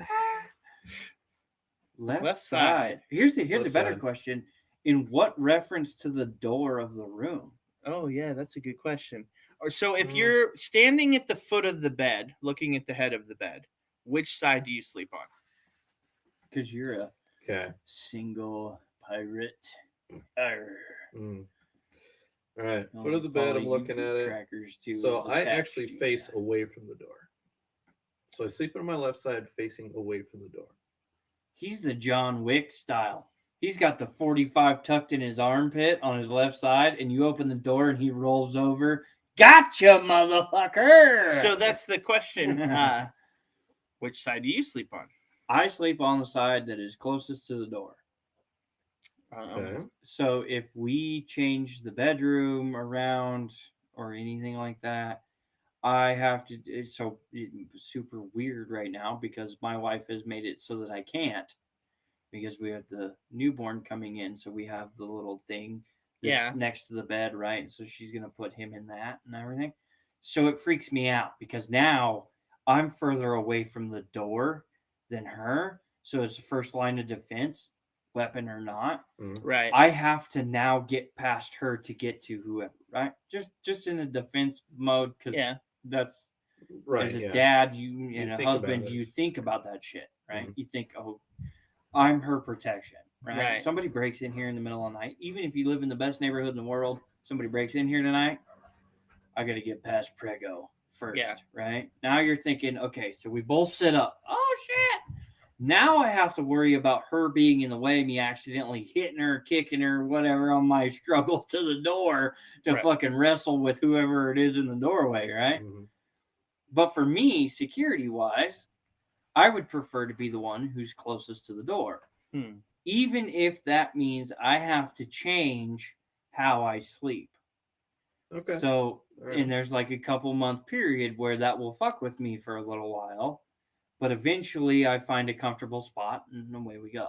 Everything's good. So for me, it has less to do with the position that I sleep in and more with the geographical where I am to Right. the door. It- To the yeah. where I am to the immediate threat. Weirdo. It's the protector mindset. Man. No, I mean I get it. I didn't say I've slept on. I'm the. I don't know what side do you want. Okay, I'll take the other side. It's fine. I don't care. Yeah. See, But a I'm lot kind of of with people- you. I like to sleep on my left side. So I guess if I have a preference, I want to be facing the outside of the bed, right? So if I'm sleeping on my left, I want to be facing the edge of the bed. I don't want to be Mhm. facing the inside of the bed. Mm. So I prefer to sleep on that side so I can sleep on my left side and be. But I always wake up on my back anyway, so it doesn't really matter. Oh God, no. Mm. If I wake up on my back, it's because I rolled to my back. And I'm like, what the fuck just happened? The No. shit starts getting thrown out of line, and I'm like, oh no, no. Yeah. Something wrong. Pee go wrong way. Yeah. No, I'll be- Roll over, and my balls cover my blowhole, and I start snoring. Yeah, that's not Right?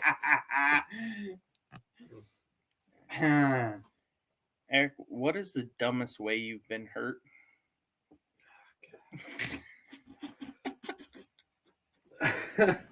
Okay. Well, something did just come to mind. Is a few years ago. I don't remember why I decided to do this. I was in a garage, and Okay. I was trying to balance on one foot on a block of wood.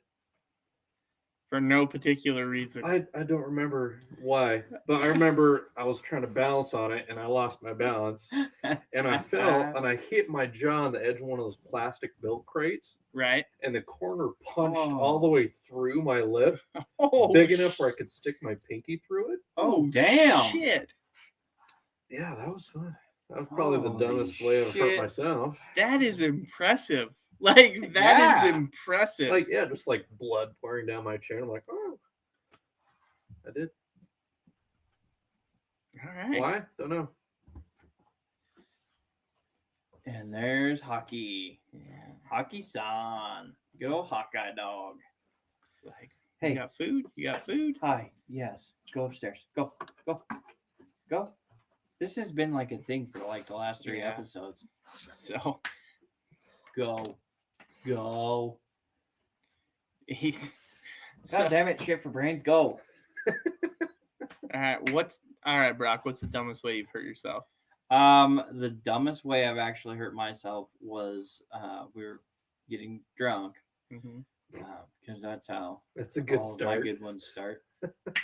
And I was sitting in a lawn chair, and we were all sitting outside of our shop and drinking beer, and had a fire going and everything. Well, I was drinking Coors Light bottles off to my left side here, and I actually have the scar to prove it. The one right there on the back of my finger. Nice. One of the bottles had broke in the box, and when I reached into the box, it hung my hand up, and I was like, "What the fuck?" So I just kept Oh, like fucking digging this goddamn hole or ditch in the back of my finger.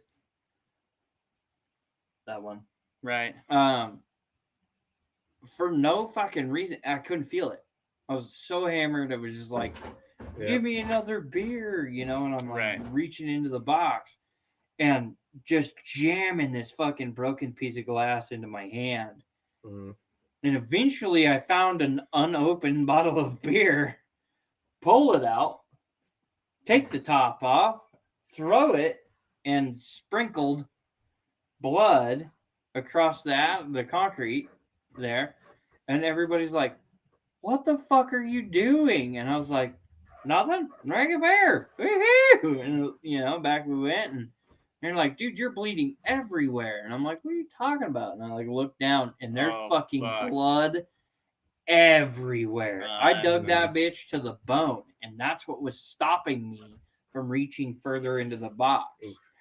And I turned and looked at it and went, well, that's ugly.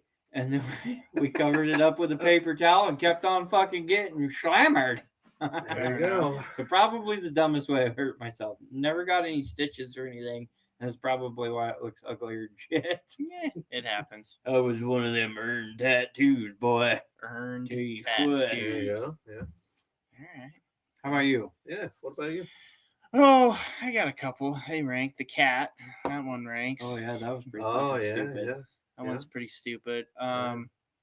When I fell at McCleary's, because I don't like. If we're gonna go with the cat incident or falling at McCleary's, Oh, I'm gonna yeah. say McCleary's is definitely a second place position to soberly trying to grab a feral cat. And the other one, as far as I'd call it, kind of a weird way I hurt myself once. We were when I detailed cars, we were really slow in the wintertime. Well, we were playing catch in the shop, right? We brought a football in. Well, you'd run out of work to do, and right, you'd be waiting for a car or whatever. So we were throwing it across the deal, and I tried to throw one like fairly far. You know how you like kick your leg out, you throw a ball. Yeah. And then I brought my foot back like really fast, and I wound up. Oh my god, you face planted. No, I I slammed was it, hoping you'd say that. the heel of my shoe, and I didn't have like steel-toed shoes, just regular, into my big toe, and I ended up losing my toenail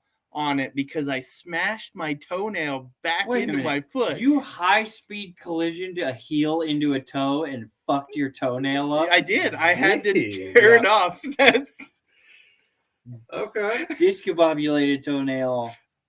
Grabbing a fucking feral cat. all Falling right. down at McCleary's. Okay. That's how your stupid injuries go right there. Fair. I was gonna say, if we want a really dumb one, yeah, that's a pretty dumb one.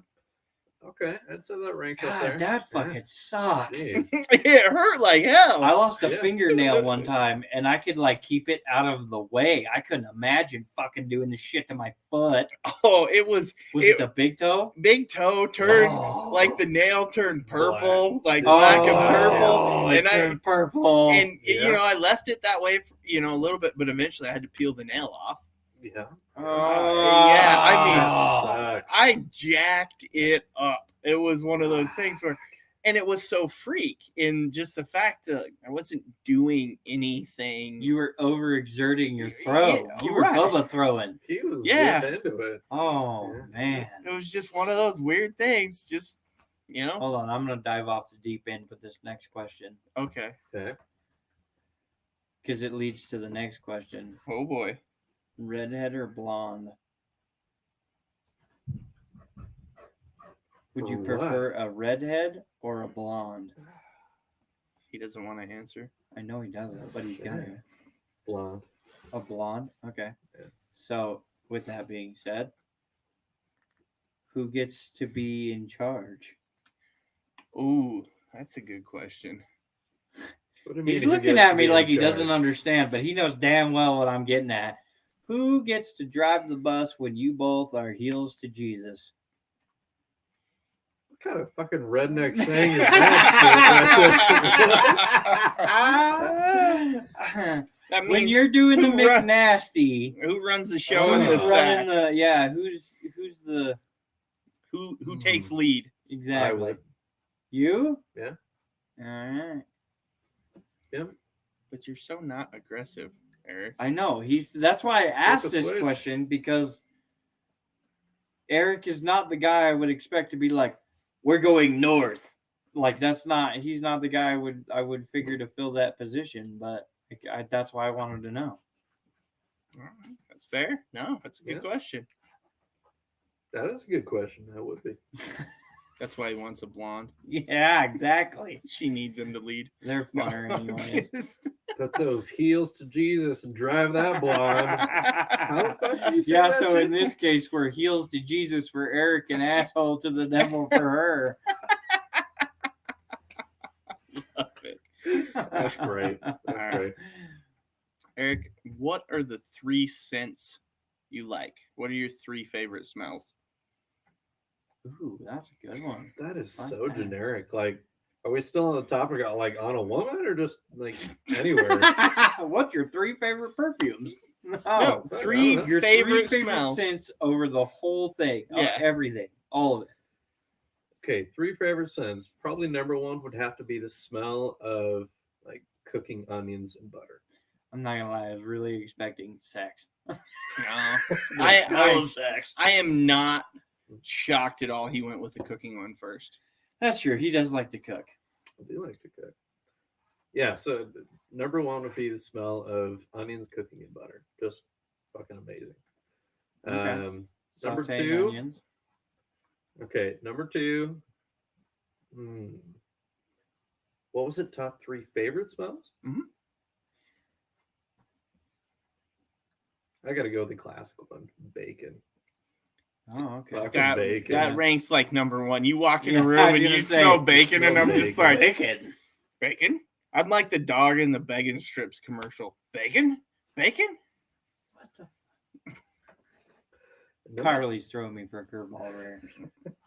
number 3 is gonna be a weird one because I don't know why I like it. The smell of gasoline. No, see, that's not weird. That's actually not weird. Well, I know it's pretty common, but That's if you actually think like about the it, it's a least thing, weird right? one of that you could have picked. And I'll tell you why. Here is Carly's 3. Okay. Lavender, which is strange because a lot of people don't like lavender. I don't. Okay. All right. Diesel being number 2, and strawberries. Yeah. Okay. You fuel 2-stroke, like you hear a lot Oh, of people yeah. see. Yeah, oh yeah. Snowmobilers will tell you their favorite scent is 2 smoke in the morning. Jessica says she actually doesn't like the smell of bacon, but she does like the taste. Yeah, I knew that one. I knew that one. Here's a question for you, and we're going to go to the dance floor, and it's from Peterbilt. He says, Dirty Tango, who's the lead dancer? We back to the heels to Jesus. No, thing? no, this is on the dance the floor. You're dance floor. dancing, Okay, little actually gal. dancing. Okay. Yeah. Dirty Tango. Who's the leader? Not me, because I can't fucking dance. He's like, can I stand Not on I, it? sir. Just put my feet on top of your shoes and Yeah, leave me. I was gonna Just say, leave me. He needs the Amazon woman for that to be Yep. like, let me hold you. Yeah, see, and here even settles it a little bit better. I mean, granted, his caller name on TikTok is Peterbilt, but he says bacon, campfire, and diesel exhaust. So Okay. it's actually not that weird for somebody to state that they like the smell of fumes from exhaust of any kind, or just the fuel itself. Mhm. Again, you can go back to a lot of people like love the smell of campfire. Well, again, I that's can there's get a that for fuel sure, in yeah. that at some point in time. You know what smell I like that's weird? What's that I think's weird? Burnt electrical. It is oddly satisfying. Burnt Yes. Isn't it? electrical? Yes, the electrical burn smell. Like when a TV, like the electronics in it go out, it's just this oddly. This, sir, I did not know about you. Gunpowder, I kind of figured that one. Okay, all right. Campfire, I kind of figured that Yeah. one too. But then grilled corn. Wouldn't have thought of grilled corn. Yeah. I wouldn't have thought of that. I mean, I like it. I like to eat grilled corn. Wouldn't have thought of that first. Peterbilt. Bacon is my fuel. Yeah, right? No doubt. Like, Hell yeah. I actually, personally, I like the smell of cigars. Like Okay. all of them too. It's not just like one or the other. Yeah, I have the ones that I prefer to smoke, Yeah. but cigars for me is I love the smell of cigars. Burnt wood, not like campfire, but just like a burnt Yeah. wood, Mhm. like an oak, like a hardwood. And then two stroke. I love the smell of two stroke. That for me is another good one. So It's kind of an interesting, and not to get psychological, but all these things kind of have one thing in common. they can burn shit down or run things. Well, it's the act of either burning or heating something up. Yeah. That's Yeah. they kind Yeah. of all Oh, have yeah. that in common, right? Yeah, the only one I don't know what the smell is, but there's a certain like perfume smell. Oh, I can tell you right now, if you are a fucking older white male and you wear too much fucking polo, No. I swear to God, I am ready to fucking choke you with your own tie. Oh, see, for you it's polo. I'm Even the other, I mean, no Stetson, the yes. old dude Oh, Stetson. fucking That's what my fuck dad that. wears. That's Ugh. I'm telling you. Well, yeah, My dad wears Stetson. yeah, but Yeah. we're within 10 years of each other. We Yeah. figured this out the other day. Yeah, didn't we? Yeah. we did, yeah. Fuck. So Stetson and polo are bad. my buddy in high school, when he got a girlfriend that liked cologne, right? Mhm. He had a bottle of Stetson in his car that he would put on. I was like, "You stink, fucker." Yeah, Like- no shit. Because I'm going to tell you right now, one drop of Stetson is enough for everyone. Oh, that's interesting. So Jessica says laundry when too much soap has been used. I do actually like Oh, laundry yeah. soap. Lilacs, which is okay. And the top of babies' heads. Yeah, women, for whatever reason, love that. I don't. There's a there's I'm a like, yeah, I'm out. It smells like child. I no, don't there's wanna a deal with baby's. this. I get that one actually. It's not one of my favorites, but it is a smell I do. There is something about like a newborn smell, a new car smell. Oh, yeah. Yeah, new car. smells When you always get good. it, you're like, ah, man. The leather smell. Yes, Yeah, leather. so, like that, what do they call it shit? The stuff you use to wipe down the leather in your car. What is it? Armor All. Oh, okay. Oh. It has yeah. has a leather one, and it's Oh yeah. Mhm. it's just, oh man, it's like hopping in there, and you're like, And yes, the smell of rain. Carly just said it, but she likes. Oddly, she likes Brute cologne. I've never smelled it, but it sounds not like it's familiar with aggressive. it. And No, I'm not that- a fan. does. that was like I think if you went Stetson was really popular in the 80s. Mhm. Mhm. Brute was really popular in the 90s. Was it? In the early 90s, Brute was a very popular one. Yeah, and then she says the smell of rain, and I have to say, I love the smell of rain. I love being in the not in the rain, but Fuck like the being rain. on the porch Nope. watching the rain come No, down. I Kidding cannot. me? I'd just go out and get fucking soaked. I love being out in the rain. See, I I love being in the can't rain. but- fucking stand the rain. But it makes everything smell like I feel like we should clean. make a playlist about rain and play it at work just to drive them nuts. Yeah, and Songs the about rain. How to the make your boss hate first you. song on there is "I Can't Stand the Rain." No, I hate the rain. 100%. Fucking hate the rain. It's why I couldn't live. I get we're in the Northwest, but Boise isn't that rainy. No, That's not that no. But I couldn't live in Portland. I couldn't live in Seattle. Anywhere in Nope, Washington? can't. bad. Washington Yes. or Oregon. Yeah, I on was the gonna say. coast there. Couldn't do it. No way. I'm out. There is nothing better than a double barrel brandy or bourbon sitting on the porch, shoes off, hot summer day, watching the rain come down No. in the safety of the dry porch. And then you get all the fucking humidity, and it's awful. Again, I'm out. I fucking hate the rain. See, I there- would rather be in 130-degree desert Oh, heat fuck Screw you. that. I'm out. in the blaring sun. I'm gonna tell you than right be now. in the rain. It gets too hot, and my balls start to sweat. I'll quit my job and go home. I am fucking. That's- I'm out. That's my point to how much I hate the rain. I don't like to be hot. My ideal is, Oh, see, Jason hates the rain too. yeah, I'm okay with dry and cold as fuck. Like I could go. I'm fine with snow. I like Oh, snow. fucking love snow. Like that. Snow I- is gold. I Falling from the like. sky. Yes, especially when you're somewhere super, super quiet. Quiet, middle of the night snow. Yes, because it's Yeah. an eerie quiet. It Well, it is, is, 'cause yeah. but it's almost relaxing and just like it sets you back in the. You're just like, yes, okay, And see, that's what I like. The snow like that is another level. It's like an oddly your satisfying. name is Grumpy Bear because you hate the rain. Fuck the rain. Not only that, Fuck the rain. that is fitting because actually that was like my childhood like little kid baby. Yeah. Grumpy Bear, Care Bear. Oh, I Okay. still have the Grumpy Bear, Care Bear from when I was like probably 4 or 5 years old. Oh, that leads me to a good question. What did you sleep with when you were a child? Was it a blanket, a teddy bear? What? as a kid, it was a blanket. And Blanket? yeah, and it had pictures of polar bears on it. Did you have a special name for the blanket? Yeah, it's my polar bear blanket. Okay, that's fair enough. That's it. My my little girl is her pink blankie. Mhm. Okay. Yeah. Absolutely has to have her pink blankie, otherwise I have to drive across town and go get it. Yeah. My oldest I son get it. is my black blankie.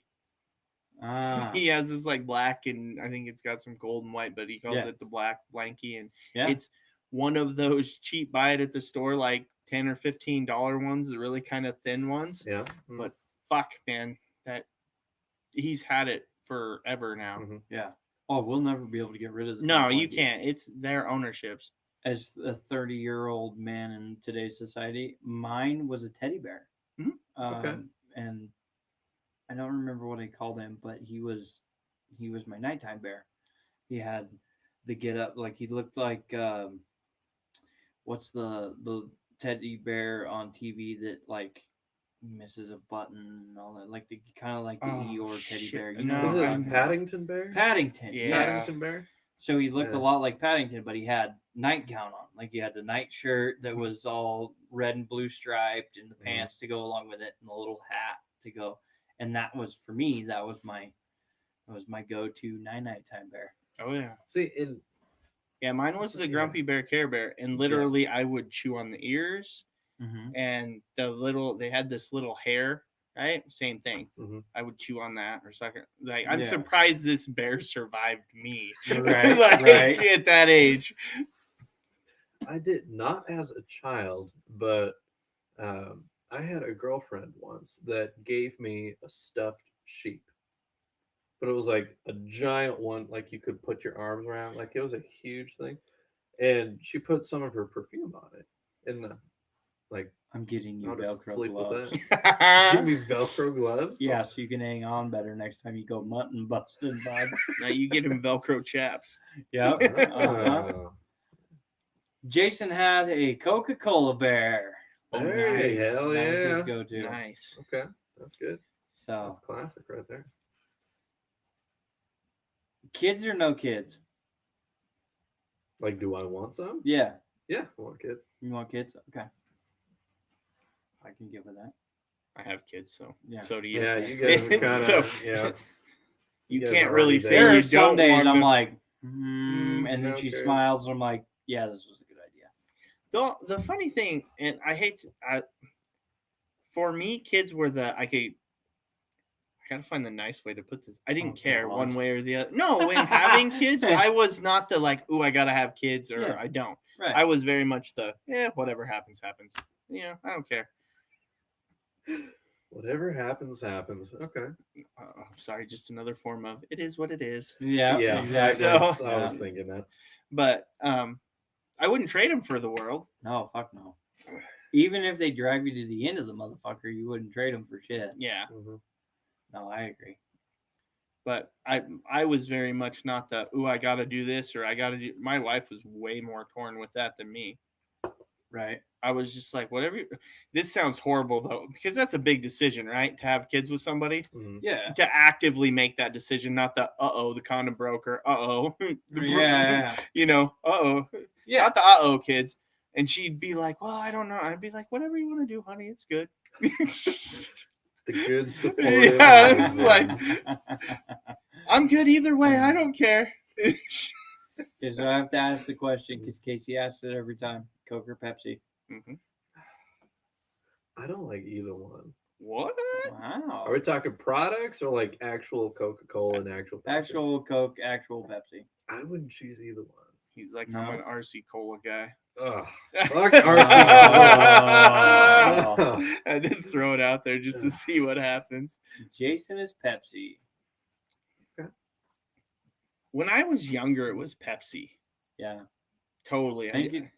Which surprises me because to me, Pepsi's sweeter than Coke is, and I'm See, you not were to the me. sweet guy, and Coke is sweeter than Pepsi. is it? In my opinion, Coke is sweeter than Pepsi. But here's where Pepsi, there's only one good Pepsi. And Pepsi fucked up back in the day. Crystal Pepsi? No. Oh, okay. You have to do the Pepsi with real sugar because when Pepsi was Oh, first yeah. made, Mhm. it was with real sugar. Yeah, Mhm. it was. And when they changed the recipe to what it is now, but to say the same about Coke, yeah. So everybody used to be like, my wife calls it Mexican Coke because you'd get it out of the. No, you get it out of the. yes, the I know. I knew but- where you went with that. Yeah, he's being racist. I am not. And anyway, and she was always like, "This is so much better." Well, yeah, because it's made with sugar. Like, with real fucking yeah. sugar, yeah. So, Jessica says, used to prefer Coke, but in my old age, my stomach can't handle it anymore, so I go for Pepsi. In my old age of 32, Jessica, Yes. really? Yep. Man, sounds like me. Jesus. In my old age, back when I was a young grandfather time. See, and why I chose neither is because when I was younger, well, first of all, my dad was an alcoholic when he was young, so he drank shit tons of alcohol. But when he finally got sober, his go-to soda was root beer. So when I was a kid, Oh, yeah. is we just drink root beer, and actually we kind of make not like a game of it, but like we kind of. Can you actually tell the difference between like A&W and Mug? Can you tell the Yes. difference Oh, between like yeah. Barks and like Yes, you know, can. like Dad's root beer and stuff. Barks Like has bite. It Uh-huh. does. Bite. Yeah. Well, that was their. Have you seen the one for the new it's not your grandfather's root beer? Or Yeah. It's not your Dad's dad's root not your beer or dad's whatever root it is. beer. And I've it's had a a couple of beer, those. I guess. I don't know. I haven't tried it. Yeah, it's like an alcoholic root beer. It's pretty good. Yeah. It's not bad. I was always a Dr. Pepper guy. Yeah. Always have been. I'll tell you what, though, Yeah? tap Mhm. A&W root beer, Yeah. out of the tap, Like they used to do at Arctic Circle. yeah, or Yeah. A&W, you can get Yeah. it out Yeah. of the tap. That's the best way to have root beer. It's good stuff. Yeah. Or Yeah. on ice cream. Well, yeah, Decent. you do an ice cream float out of it. Mm. Jason says mug. Yes, my I never man. minded Bargs. That didn't bother me. It was all right. But you could do the Dr. Pepper Mr. Pibb, but I think hands down it's Dr. Pepper. Carly says Pepsi, Dr. Pepper, RC Cola. But it's got to be cherry RC Cola. Oh, I see okay. that. So if I'm headed to a bachelor party, I'm buying a fucking shit ton of RC Cola because nobody gives two fucks. You're getting so blasted, it doesn't even matter. At the end of the night, you're probably not even using cola. It's just fucking whiskey or Yeah. whatever the fuck Yeah. you're drinking. Yep. No, I get that. I'm actually, a lot of times, Dr. Pepper ranks up there, but most of the time if I get a soda, it's actually a Sprite. Okay. Sprite's probably my favorite if I have to, like, just... I just ended my streak of trip pointers. I saw that. It's Yeah. a disappointment. Yeah. I'm a fucking Shucks. disappointment. You, sir, are a failure. I have failed you all.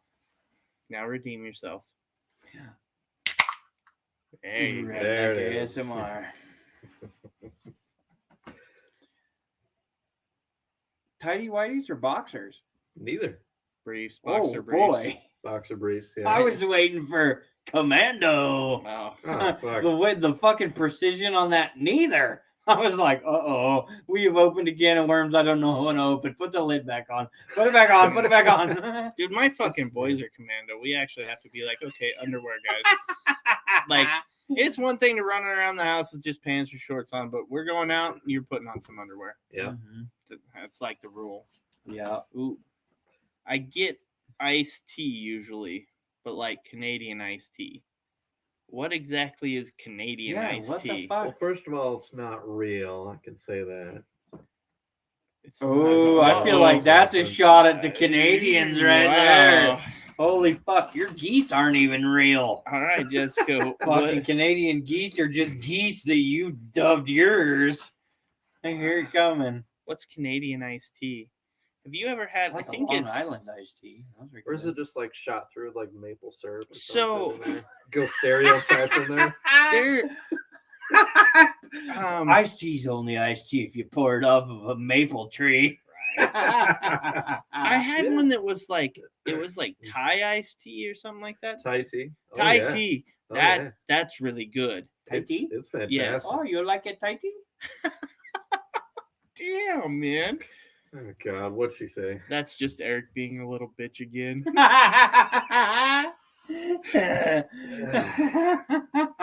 I feel like more than once in your life, Jessica has dominated you. Yeah, I feel like if this was a heels to Jesus situation, that Eric would be asshole to the devil. Yeah. Well, let's see. Sometimes I'll say like She'd hello, good probably morning. ride you like a mini pony. Oh God, I'd be fucking dead. You'd be lead circle at the donkey show. I'd let you get on my pirate ship. She's probably over there like, whose pirate ship, Ship. bitch? It's like that ain't no shit. That's a dinghy. There's gonna be a plank involved, but you might not be walking it. You ever been pegging, boy? Oh, More than my leg's gonna be pegged. She said, I think it's equivalent to American sweet tea. So she likes that Oh, good old okay. Southern style sweet tea. well, sweet She tea likes and that good Southern old sweet tea are two sweet different things. Yeah, Southern sweet tea is the Southern way sweet to go. tea. That's Oh, that's yeah. how to pickle You yourself ever from had the inside Southern out. sweet peach tea? Mm-mm. Oh my god, it's fucking amazing. I don't like flavored teas for the most part. It's not like much. Like it's not like overbearing. Yeah, well, But it's it fucking good. has to be slight because in the mornings I get tea in the mornings, Okay. and I get a sweet ginger peach tea. And Okay. it's actually pretty good. Yeah, but- I think you could add peach to just about anything. It's gonna be fucking good. I don't know about that. All right, okay. You be skeptical over there. All right, I'm just saying. The right amount is good. See, I just like tea. I'll drink it hot. I'll drink it cold. I'll drink it lukewarm. I'll drink it straight out of the freaking gallon bottle. Like, I'll just drink tea. Yeah, I like tea. Yeah. It's plain old tea, black tea. What the fuck is cucumber tea? That doesn't sound good at all. An abomination. I was gonna Yeah. say, Carla's like cucumber tea. I'm like, what the fuck? No, the people who want to do the like cucumber water and shit like that, no. Mhm. I've seen that, and No. that is what the fuck is no pre-pickled water. Have you seen the like? I think it's a cucumber lime Gatorade. No, My it's sister cucumber drinks Gatorade. that Yeah. religiously. No, my son Oh, drinks it's it. fucking gross. And my- disgusting. My Oh. wife will drink it. Yeah, it's no bueno. Yeah. I can't stand it. Not a fan. No, my favorite kind of tea is sun tea. I Sun love tea's it. Oh, yeah, that's a Sun good tea, way to do it. Amazing. Yeah, sun tea's good. Mhm. Eric, what's your favorite board game? Ooh. Favorite board game? Oh shit. Check mate. That's actually a tough one because I haven't played board games in a long time. Like not just any tabletop game, specifically a board game. Let's go specifically a board game. Okay. That way you can't say chess or checkers. Isn't that Mm. specifically a board game? Probably. No, that's like a tabletop game. Oh, okay. Probably the farming game. I have to go with that. The what? Farming game. So it was a game like back in the late 70s or something like that, Yeah, where it's And say I played this shit in real life, and that is not something I would. I mean, I love farming, but damn, Look, it's pretty much just the board game Farmville version of died on farming. Facebook. Okay. I thought it was I know I used MySpace. to play that. No, Farmville was Or one was of it on the Facebook? early Facebook? Facebook Yeah, games. okay. Yeah. Early Facebook games. I don't know. All I know is a lot of people were all about it, and I was like, "Yeah, fuck you. I got real ones, and they're a whole lot harder to take care of than this." Yeah, no fucking shit. thing. Yeah. Don't Yeah, get to drive a absolutely. fucking John Deere covered in hot rod flames across the goddamn computer screen here. Well, what was yours? What favorite board game? Yeah. I'm actually I wouldn't say board game, but Connect 4. I Oh, loved Connect 4. Jessica Okay. played the farming game with her dad when she was a kid. There you go. See, it's a So- real game. I didn't say it wasn't a real game. It's just No. not one I know of. Yeah, seriously, that's not. Okay, We aren't that's calling you a liar, Yeah. Eric. We just aren't. I would actually have to say Clue. Oh, dude, fine. Oh, Clue I is the love best. Clue. Actually, you know what my mom taught me to play when I was a kid was backgammon. Yeah, Okay. backgammon's actually pretty Backgammon's interesting. fun. I haven't played that in forever. Isn't that more a dice game though? It is. You roll Yeah. the dice and then Yeah. move the things, and yeah, Yeah, I used to be really good at it. My mom taught me, and then pinned me against her friends and shit. I Mhm. used to Yeah. like playing card games I love card games. like Rummy and Yep. stuff like that. Mhm. yeah. Yeah, but Clue. But nobody likes to play Clue with me. I fucking love playing Clue. No, they Clue love is playing awesome. Clue. They just don't like to let me play with them. Like my family, they're like, you can't play. I'd play Clue Why? with you. Why Fuck is yeah. that? I don't give a shit if I lose or I win. I love playing Clue. I 'cause don't give a fuck. I don't lose a lot at Clue. Ah, one of these days I gotta play Clue with you.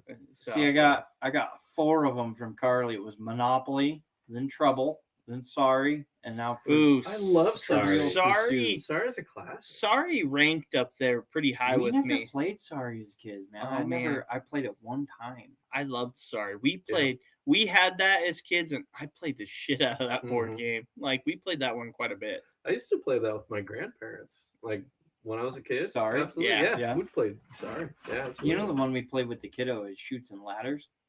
Okay. You remember Mousetrap? Yes, was Oh. Mousetrap was the shit back in the Mousetrap day. fucking sucks. 'Cause you can't ever get anything to work right. Like, Yeah, I mean, it never There was worked a lot of right, like Never you couldn't worked set it up correctly. on the carpet. It had to be on a Yeah. table. Yeah. No, there was some technical difficulties with Mousetrap. worth it. Jason says Risk. Yes. Yeah, Risk is a good one. Jessica said Aggravation is the best. I'm married, so I play that one daily. Yeah, I was gonna say, trust me, being married, aggravation is just another daily thing. Right? Not only that, but you're a parent. Yeah. Aggravation is just what happens when you come home some days. All right. Last one, and then we'll do you would you rather because we're actually like 2 hours into this. Oh, are we? Yeah, it Yeah. happens. What's your most embarrassing moment in grade school? I can't remember it, so I couldn't tell you. In grade school? Jeez, now we're going. What back. grades are we talking about Yeah. here? Because Are we talking, I like, know they're different in kindergarten different through places. whatever? Just up to 5th grade. Oh, okay. Okay. I can't really remember that all that well. The only one that I Honestly. can really think back and remember, and it was more embarrassing for me than anybody else because nobody else really fucking noticed. Yeah. Was actually first day of school, like in the kindergarten or first grade. I can't remember which. I think it was kindergarten because I had no clue what the fuck the school, like how it was shaped and where things Yeah. were, right? Mhm. And I got lost after the Oh. bell rang, right? And all these kids are running and being crazy and getting their backpacks and all this shit. And I was fucking lost Oh shit. inside the school because I had no clue. Like when I got there for the first day, got there, went through the one doors, right down, bam, right into Right. the classroom, right? Then we went out for recess, all the shit, right? My mom was there to pick me up, had my sister in the car seat. She was just a little baby, and I remember looking down a hallway filled with nothing but fucking children and seeing my mom at the end of the hallway with the car seat in her arm, looking at me like, what in the fuck are you doing? Super embarrassed. Got lost in school. Fucking, it was horrible. Actually, that kind of reminds me, and I don't know why it reminds me, but it kind of reminds me a little bit. Of the few things I can actually remember from grade school, I think one that would count as embarrassing was I got in trouble by, I think it was my like 4th grade teacher, where like parents had to get called in and all that stuff for a little parent teacher Oh. student meeting kind Yeah, of thing. that's never good. Because I got caught cheating on tests for my best friend. Oh. How dare you? I know. 4th grade. I was a little bookworm was what I was at the time. That's crazy. I'm sure I pissed my pants at some point. See, I never did any of that. I'm pretty sure I did. I No, don't really remember, but I'm gonna guess it happened at some point, so I'll just go with that. I think Yeah. I think that's the whole me getting lost thing. I think that's the whole reason why I'm pretty decent at figuring out how to get back where I was Okay. nowadays, All right. because it was like the end of the world, you know, Oh, traumatized. yeah, no, that's- trying to figure it out. So nowadays, like even if I go into like a new place, like we went, obviously we all know about this. I went to California with my wife. We had a little week-long fucking deal. It was vacation, whatever. I could tell you how to get from the zoo back to the house on the interstates and everything pretty damn well. Like we walked around the zoo and we walked around at one time, and then the wife was like, well, what about that one exhibit? I was like, oh yeah, it's over here. Let's go. I landmark things now. Since being a little kid, I've always done this. And so now, and they're like, oh, that's a trauma response. I'm like, well, yeah, motherfuckers. I got lost in a goddamn school one time. Fucking A. I can walk through my house right now and not stub a motherfucking toe with a blindfold on. So it's like, you know, I mean, I think that's one of the things that has portrayed itself into my entire life at this point. Carly also says Operation for the that's board one where you have to games. like tweezer out the organs or something, and it like buzzes or something. If you hit the edges, yeah, that was a good game. And she also says that she projectile vomited on a teacher. Oh, that's awesome. God, that is awesome. Oh yeah, that would do something. That would traumatize you for the rest of your life. See, that's a traumatizing moment as a kid. No, yeah. Absolutely. Well, the life coach is in zoned deep thought, and the shit going on over there on the technical side of the computer. Hat or no hat? Where? Anywhere. all the time. Go to. 95% of the time, I'll wear a hat. Okay. If I'm like at a funeral or something, I'll fucking take that thing off. Like, Well, right, but you're gonna Yeah, wear I one mean- to the funeral, right? oh yeah, Yeah, yeah, absolutely. I'll wear a Okay. hat. I'm right there with you. I'm 100% of the time hat. I'll fall asleep with the fucking thing on. Oh, yeah, no. I no. change them Mhm. for occasion. Yeah, I I get have that. about 700 of the fuckers. I don't. I only wear a hat even marginally regularly now is because it's a dose of dysfunction hat, and I I wear know. it as Yeah. And you need to order me one just like that one, because then I would wear it a lot more often. well. Yeah, I need to get new ones because I would like a couple different styles would be Yeah, kind of nice, yeah. but and I'm thinking a snapback a little different, Okay, Yeah, there you go. just Yeah. something a little more. Do but, some different merchandise. yeah, figure that out. If we can hit this off and get people fucking invested, man, we'll go merch this bitch up. Right. Mhm. Let's see. Let's go. We'll try this one.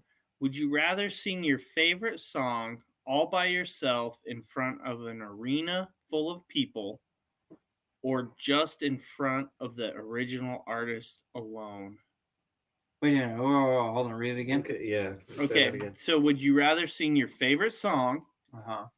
all by yourself, like on a stage in an arena full of people, all by yourself? Right? You're on stage alone. You're singing this out to a full arena. 70,000 people. Yeah. Mm. Or To in the guy front who of signed- the original artist alone, just you and the artist. I'm going to guess yours is with the artist. No, you're wrong. Really? Really? Rather do it in front of 70,000 people or in the arena. You know why? It's easier to get laughed at than have somebody look at you with total disappointment like you butchered their life's work. And if you butchered it in front of the original artist, that look of just utter disappointment Yeah. and just like, oh my God. I'm going to do you one better. I would like to do my favorite song in front of not only 70,000 people, but with the original artist in the front row. Because not Ooh. only would I like to know if I was worth a shit, but after the fact, I would like to know how badly he felt about me butchering it if I did. Oh, see, I already know I can't sing. I know I'm going to chop this thing to shit. Mm. So if I do it in front of 70,000 people, I can play it off as a good old joke. Everybody laughs at it. We have a good time. I've And sang this song same thing. every time since I Yeah. get in the fucking shower since I was like 16. Mhm. I think we're okay. I've had some practice. All right, fair enough. Jessica said she'd rather do the arena because it's less intimate. And I'm totally like, Yeah, that's where no, I'm I at. can see agree that. with Because that, if it's a total failure, Ooh, Carly says original artist. ooh, that's brave, See, man. and I'm siding with Carly on this because the chance of seeing the disappointment in the original artist's eyes, or what says it out loud or something like that, is far more preferable to me than embarrassing myself in front of a giant crowd of people. Yeah. Like, I don't like being in the limelight in any scenario, Yeah, we know especially this that. one when I know I can't sing. Just, yeah, not Okay. a chance. So, favorite song? Don't have one. Well, that doesn't fucking work with the scenario. I'm trying to think Well, of if- myself in the scenario. If you though. had to sing one in front of an artist, we'll go with that. What song and what artist? If I had to sing a song in front of the original artist, Yeah. what song and who would the artist be? Yeah. Yeah. Okay. So it doesn't have to be favorite song, but which And one would say, I'm you? sure there's a Beyonce song he's about to be super. Yeah. Actually, excited about. no. I'd probably sing "My Maria" by Brooks and Dunn. in Really? front of Oh, Brooks and damn. Dunn. That's impressive because that takes two different styles of voice. It Yeah. does, yeah. I mean, I wouldn't count that as my favorite. Are That's they a the- high that one. pitch too? You got to hit that high one. Are they the boot scooting boogie guys too? that's Yeah. what See, that I is. think I That's the could one, pull yeah. off that song. I know it enough, and I think I My could. Maria or No, Blue Scoot and Boogie? Scoot and Boogie. I Yeah. think I could pull that one off. That's It's got a bit of fairly- higher pitches It's in it. fairly, but Yeah. it does go up Yeah, and come down. But I could keep the tone. That's the problem. Is I'm not tone deaf necessarily, but I have real trouble with like Mhm. recreating the right yeah, tone yeah. in a song, and that's one I could probably butcher my way through a little less. A little less. Okay. So what would be your favorite song? My favorite song? Yeah, Oh, geez, which day is it? See, that's for me. I mean, today. today, First one comes to your mind. oof. Probably right now. Actually, probably one of my favorite songs is I think it's called "I Feel So," and it's "Boxcar Racer." Hmm. And probably the one I've been of late that always tends to come back to me is "Only Joking" by the Congos. Okay. I love that just song. yeah, a good song. it's a good song. And then let's see, "Novocaine" by the Unlikely Candidates. Yeah, I know you like that one. That Mhm. one's pretty high on my list. And then "Lean Into the Fall" by Mona the Band. Or that probably ranks really, really high up there. And I can just Okay. keep going. I mean, Yeah, all right, the Black Keys come on, I'm in. I don't really give a fuck which song it is. It's like, okay, Yeah. Black Keys are on. What do we got? I mean, actually, I think the one concert I'd love to see before I die that I'll probably never get to see is I would love to see the Black Keys in concert, probably in Nashville in a bar, Okay. because they're from Nashville and they will yeah. play clubs there. And that would probably be the one I'd want to see, just because I think that would be an ultimate show to go to. Okay. So Carly says Mhm. that she has too many favorites. It depends on her mood lately. Dirty Yeah. Looks by Lanely. He has Wilson? to adjust his shirt. Yeah, it's got white lettering on it, and the white lettering in the comments doesn't show Yeah, up for shit. He loses it in Oh, the okay. I was comments. wondering what the hell you were doing Why over are there. you flashing us? Yeah, I'm like, yeah. what? We're trying to show a little skin. See Yeah. if that helps. The problem I gotta is show my cleavage here. Gotta get. I don't Get have more a views. filter to put the hair out. but he had to wear the black shirt because his skin's so white. He lost the lettering in it too. Wow. Fuck. Man, that's just rude. Well, How aggressive. I would have to say, if I'm going to sing any of them, it's going to be Three Wooden Crosses by Randy Travis. And Old school. Yeah, Yeah. I just that I'm more that slower, kind of slowed Yeah. down country road driving type of I like music for Randy me. Travis. Digging Up Bones. Forever Digging and Up Ever, Bones is a man. good one. I like that Deeper one. Than the Holler. Mm-hmm. It's yeah, I some was old gonna say if you're classics gonna there. listen to country, that's kind of the era of country Yeah. I'm willing to listen to. Other than Yeah. that, I'm like, nah. I would prefer to hear that or even most of the older Hank Williams and Hank Williams Jr. Yeah. Hank the Third, I'm not the biggest fan on. He does okay, but whatever. Chris Ledoux, I could probably, rest in peace. But I Mhm. think a lot of his stuff is really I was good. about to make a bad joke to that. Yeah, that's good. Dead guy. Too soon? No, but I think that's kind of more my style. That more, red, white, and pink slip blues, and kind of the jazz stuff. I really like the old blues music and bluegrass and stuff like Mhm. that. So Really? yeah, I'm I just- kind of gravitate towards that. Again, I like my rock and roll. I like Mhm. my, hard rock, my rock and roll, a little bit of jazz. I don't know why. I'm levitate towards it a little bit. No, Yeah, no, that's fine. Street music is actually one of my favorites. Guys that just come up with random shit with random instruments on the street. That is some of the Yeah, coolest shit in the world. I to mean, me. that's always impressive. I actually really like mariachi. Mm. Really? Yeah, one of Okay. the coolest things I've ever actually seen. When and this was how long ago was it? Probably would have been 12, 13 years ago, just before my son was born. So sometime in that, we got to see the Killers in Boise. So whenever Nice. they came, Okay. but one of the bands that opened to them was a band called Mariachi El Bronx, and they're actually a punk band, but they do their other side. They do mariachi music, and like, no, this is the best part though.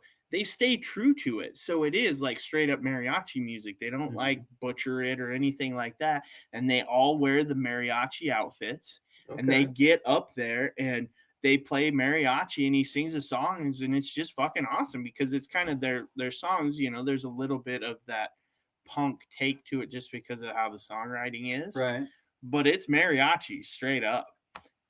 And it was just fucking good. It was one of the coolest things I've seen just because it was just so feel good. And seeing it live, you were Right. just like, fuck, Happy man. and going. Mhm. Well, and not only that, it would have made perfect, again, bar music. I think that's Yeah. what I like. Bands that I go see, that I go, man, if I was in a little club sitting at a table just with some friends bullshitting and that was on the stage, right? Yeah. Or just, Yeah. and I could turn and watch them a little bit and go back to, but that being in the background, that's my kind of music. Yeah. You know what I really like, and has actually made a pretty decent comeback lately is Celtic rock. Okay. Yeah, I The can see that. bagpipes and the violins and shit like that. Like just that. Well, if more, you Like take, heading up to Boston and all yeah, that but stuff. when what was it? When Metallica did music with, I think it was San Francisco Philharmonic. Wasn't that like back in the early 2000s or They something like did, that? but it's Yeah. really good. I mean, like heavier rock, and you mix that in with like an With symphonic, orchestra or yeah. a symphony. Yeah. Oh yeah. It plays well. Oh yeah. There's some. Have you seen the two cello guys? Mm-mm. Oh yeah. Yeah. Have you seen? Yeah. I That's have. super cool. They Like do the cover they of do- Thunderstruck is Yeah, like, they do fucking hardcore rock awesome. or rock and roll. Yeah, Or whatever. well, it's But fun. they do it with two cellos, and by the time they get done, their bows are just shredded. bows to are shredded, pieces. strings are fucked. They need all new fucking setup, right? Like every song they do at the end, they have to at least get a new bow, Mhm. retune real quick, and go. And then sometimes they actually have to give the what's left of their cello back and get another one to finish their concert. They are fucking awesome. They Huh. do amazing shit. Well, see, going back to something you said, that there's an actual genre of music called symphonic metal. Oh, I bet. Oh yeah, I've Like, heard have you heard this. of the band Nightwish? No, I They're mean, that's- pretty. I think they're a little more popular overseas. But Yeah, I they can do some fucking awesome stuff where they mix like operatic metal yeah. and symphonic metal to get like it's a perfect blend Yeah. of the genres. Like, It's cool as pretty shit. sweet stuff. There's Yeah. 3 gals on Facebook is where I first seen them, but they do bagpipes, and they Mhm. do. I want to say it's AC/DC. Yeah, bagpipes is Yeah. always fun. Dude, bagpipes are fucking awesome. Yeah. I actually like a lot of drums, and I think it was late 90s, early 2000s was fairly popular where, or at least they would show it a lot. The kids who play, it was mainly inner city type, but they would play on 5-gallon buckets. Yeah. They would play drums on Mhm. those. Stomp? No, not stomp. Just they would just play the drums, but these guys would hold the bucket with like their feet, Oh, and yeah, they'd yeah, pick yeah. it up, adjust the sound and stuff like that. Yeah. And they were amazing. Like you Oh, They just like listen. squeeze the Yeah. bucket Yeah, and then and- let it kind of loosely hang, or they'd set it back on the ground and do Yeah. all Zip it up you a know. little bit. and stuff. Yeah, it was just Yeah. impressive to watch. People who, nobody taught them how to play. Like this Right. was them Yeah. figuring out how to play, and it was impressive.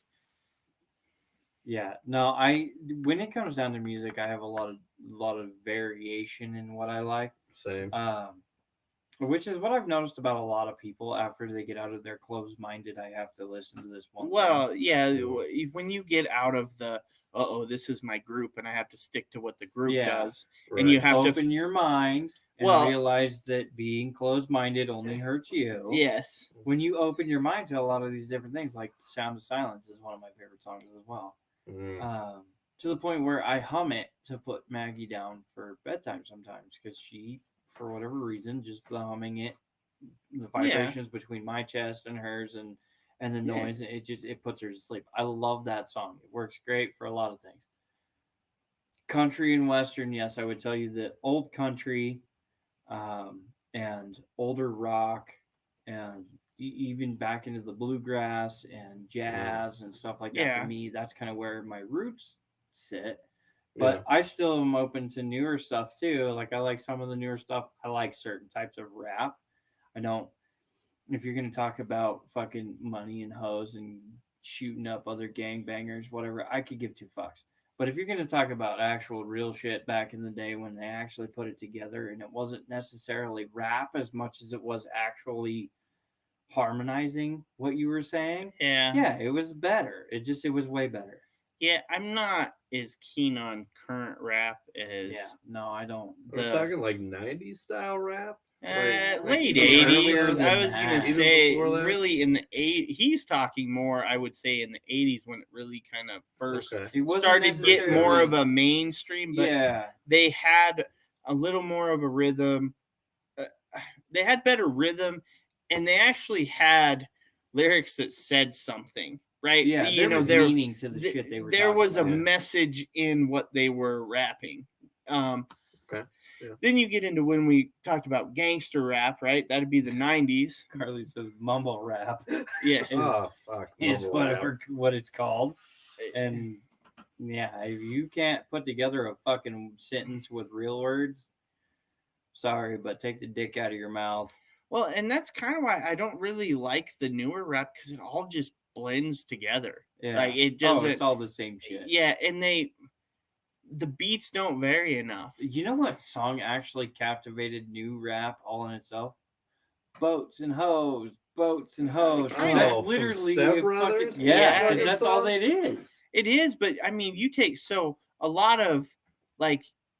lot of late 90s hip hop and rap. If you go back and listen to 70s disco, straight up, that's where all the Yeah. beats come from. Yeah. Like, I do listen to some of that stuff. Yeah.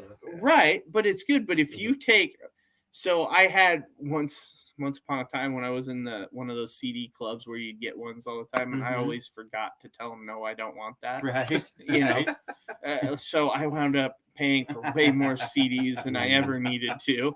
And worst thing in the Yeah, fucking because world. they'd send you a shitty one, and you're like, Yeah. you know what, I'm fucking done with this. And then well- they'd send you a good one, and you were like, Yeah, oh, fuck yeah, I can do this, It's finally you know. worth it. and then they'd be like, oh, we've got this like buy 10, you could get like, Like the Buy bundle 4, deals get or whatever. 3. Yeah, or and you were whatever, like, yeah. oh shit, I want to get this and this and this. You get suckered in, and then Mhm. they'd be like, but if you sign up for this monthly plan, oh, you Uh-huh. can just send it back if you don't want it. And you're like, you never did. And then you're like, Yeah, oh, fuck, I owe. So you just pay the bill and move on. Yeah. Well, I had because I'm not a disco guy, but I had the Last Days of Disco Okay. soundtrack. The last Mhm. days of disco. Well, it was a soundtrack to the movie they put out. And I was like, and somebody had, in talking about music, had made a comment about, oh, yeah, you ever notice a bunch of rap songs have a disco beat? And I was like, what? No.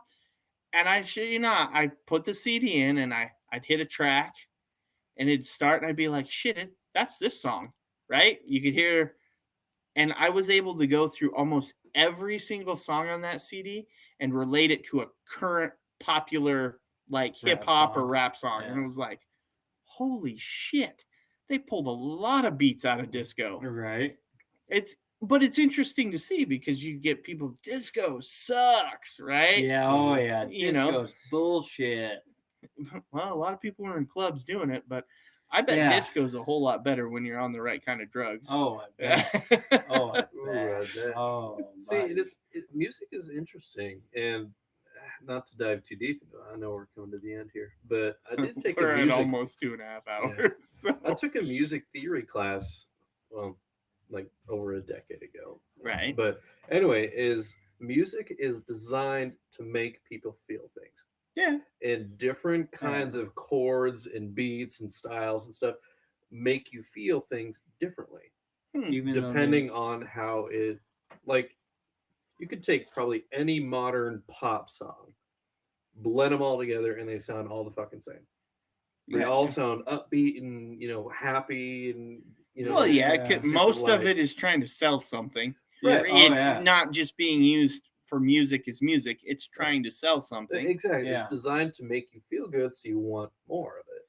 Right. And, Well, and most rap it's a beat in a relation to whatever struggle of it's telling somebody's struggle. So if you're not in that environment or that state of mind, I just don't think it computes. You're just like, yeah, whatever. You Well, know? and that's the thing too, is you're aiming towards genres and people and what's there. You could play the same song in 5 different genres, and one of them somebody be like, "Oh, that's it. Yeah. Yeah. That's the one." because it makes you, But the feels other differently. 5 people hear it in the other ones. I mean, you can have one person per fucking genre that's like, "Oh, I like this one." The other 4 I don't like. Well, The other something person be you like, "Oh, I touched like on, this Brock. one," but the other 4 I don't like. Well, think about this. You touched on this earlier. Is take the song "The Sound of Silence."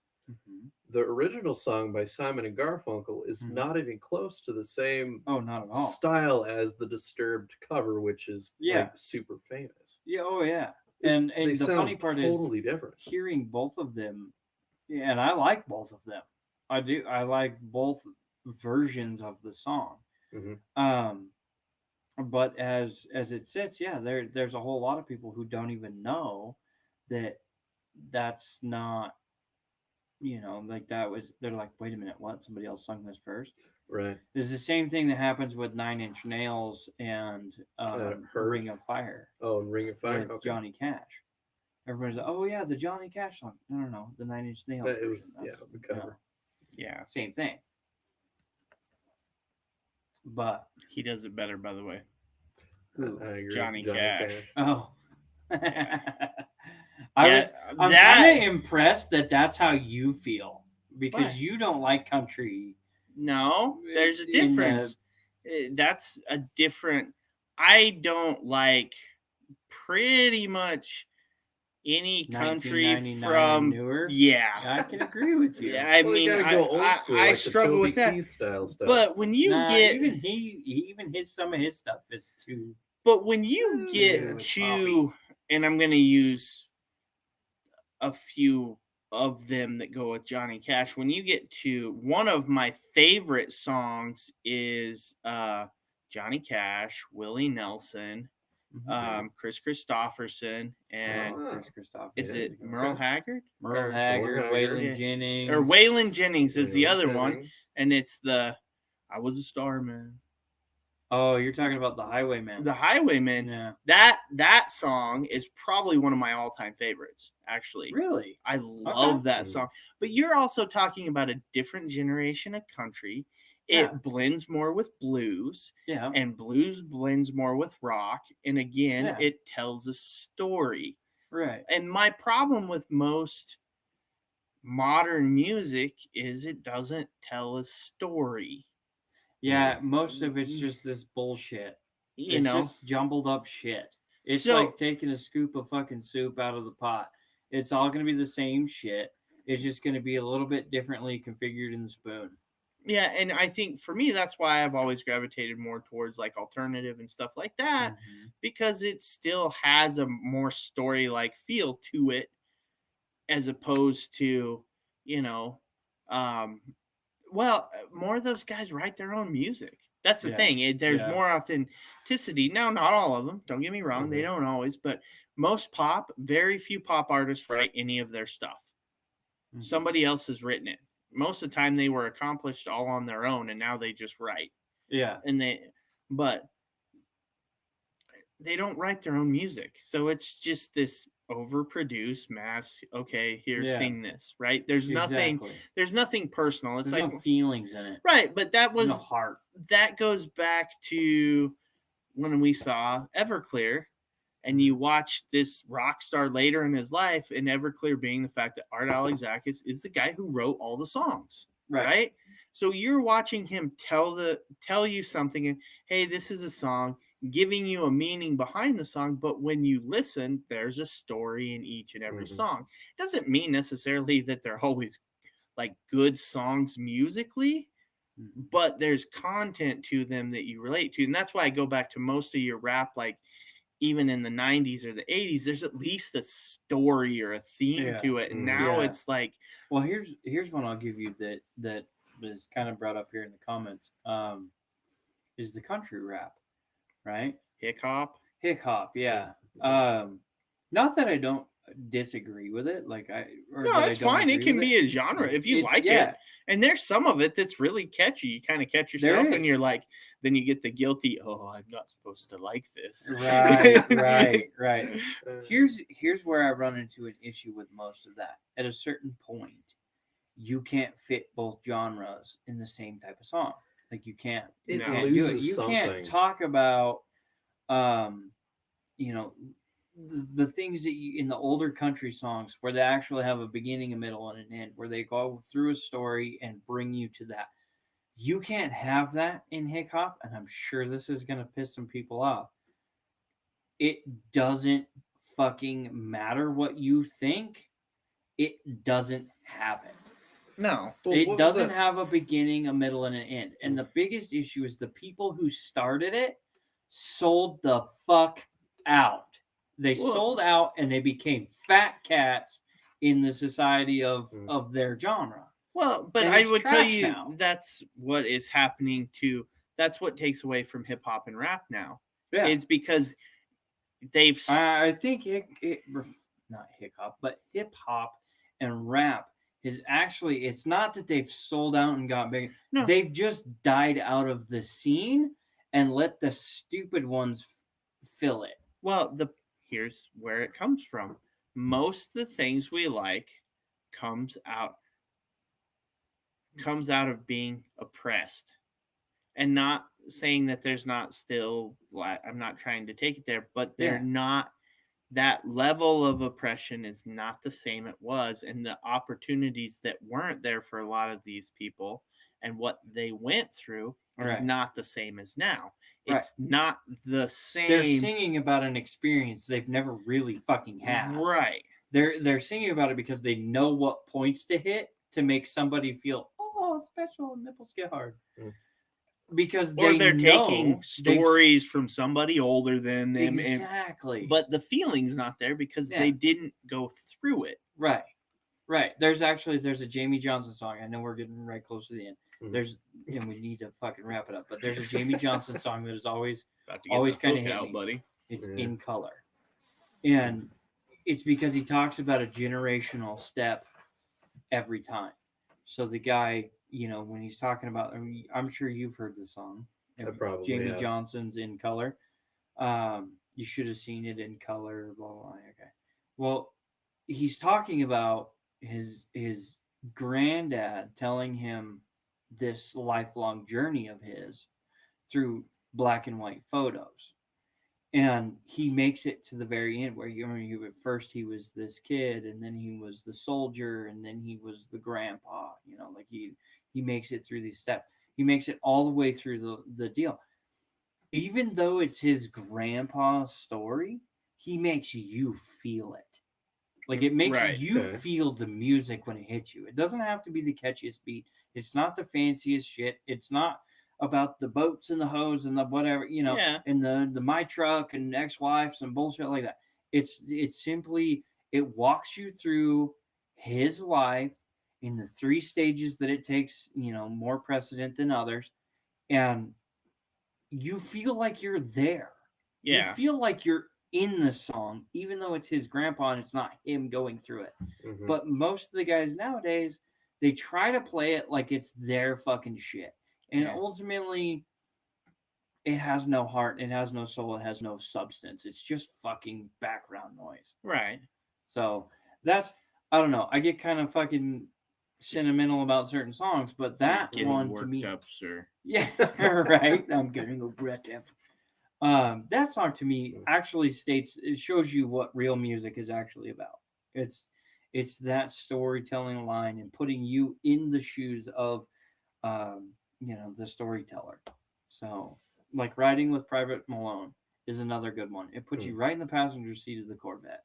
Like it does. It puts you there. You feel like you're in it. I think that's why people tend to like older songs. Like, again, I know you touched it. We're getting down to the end.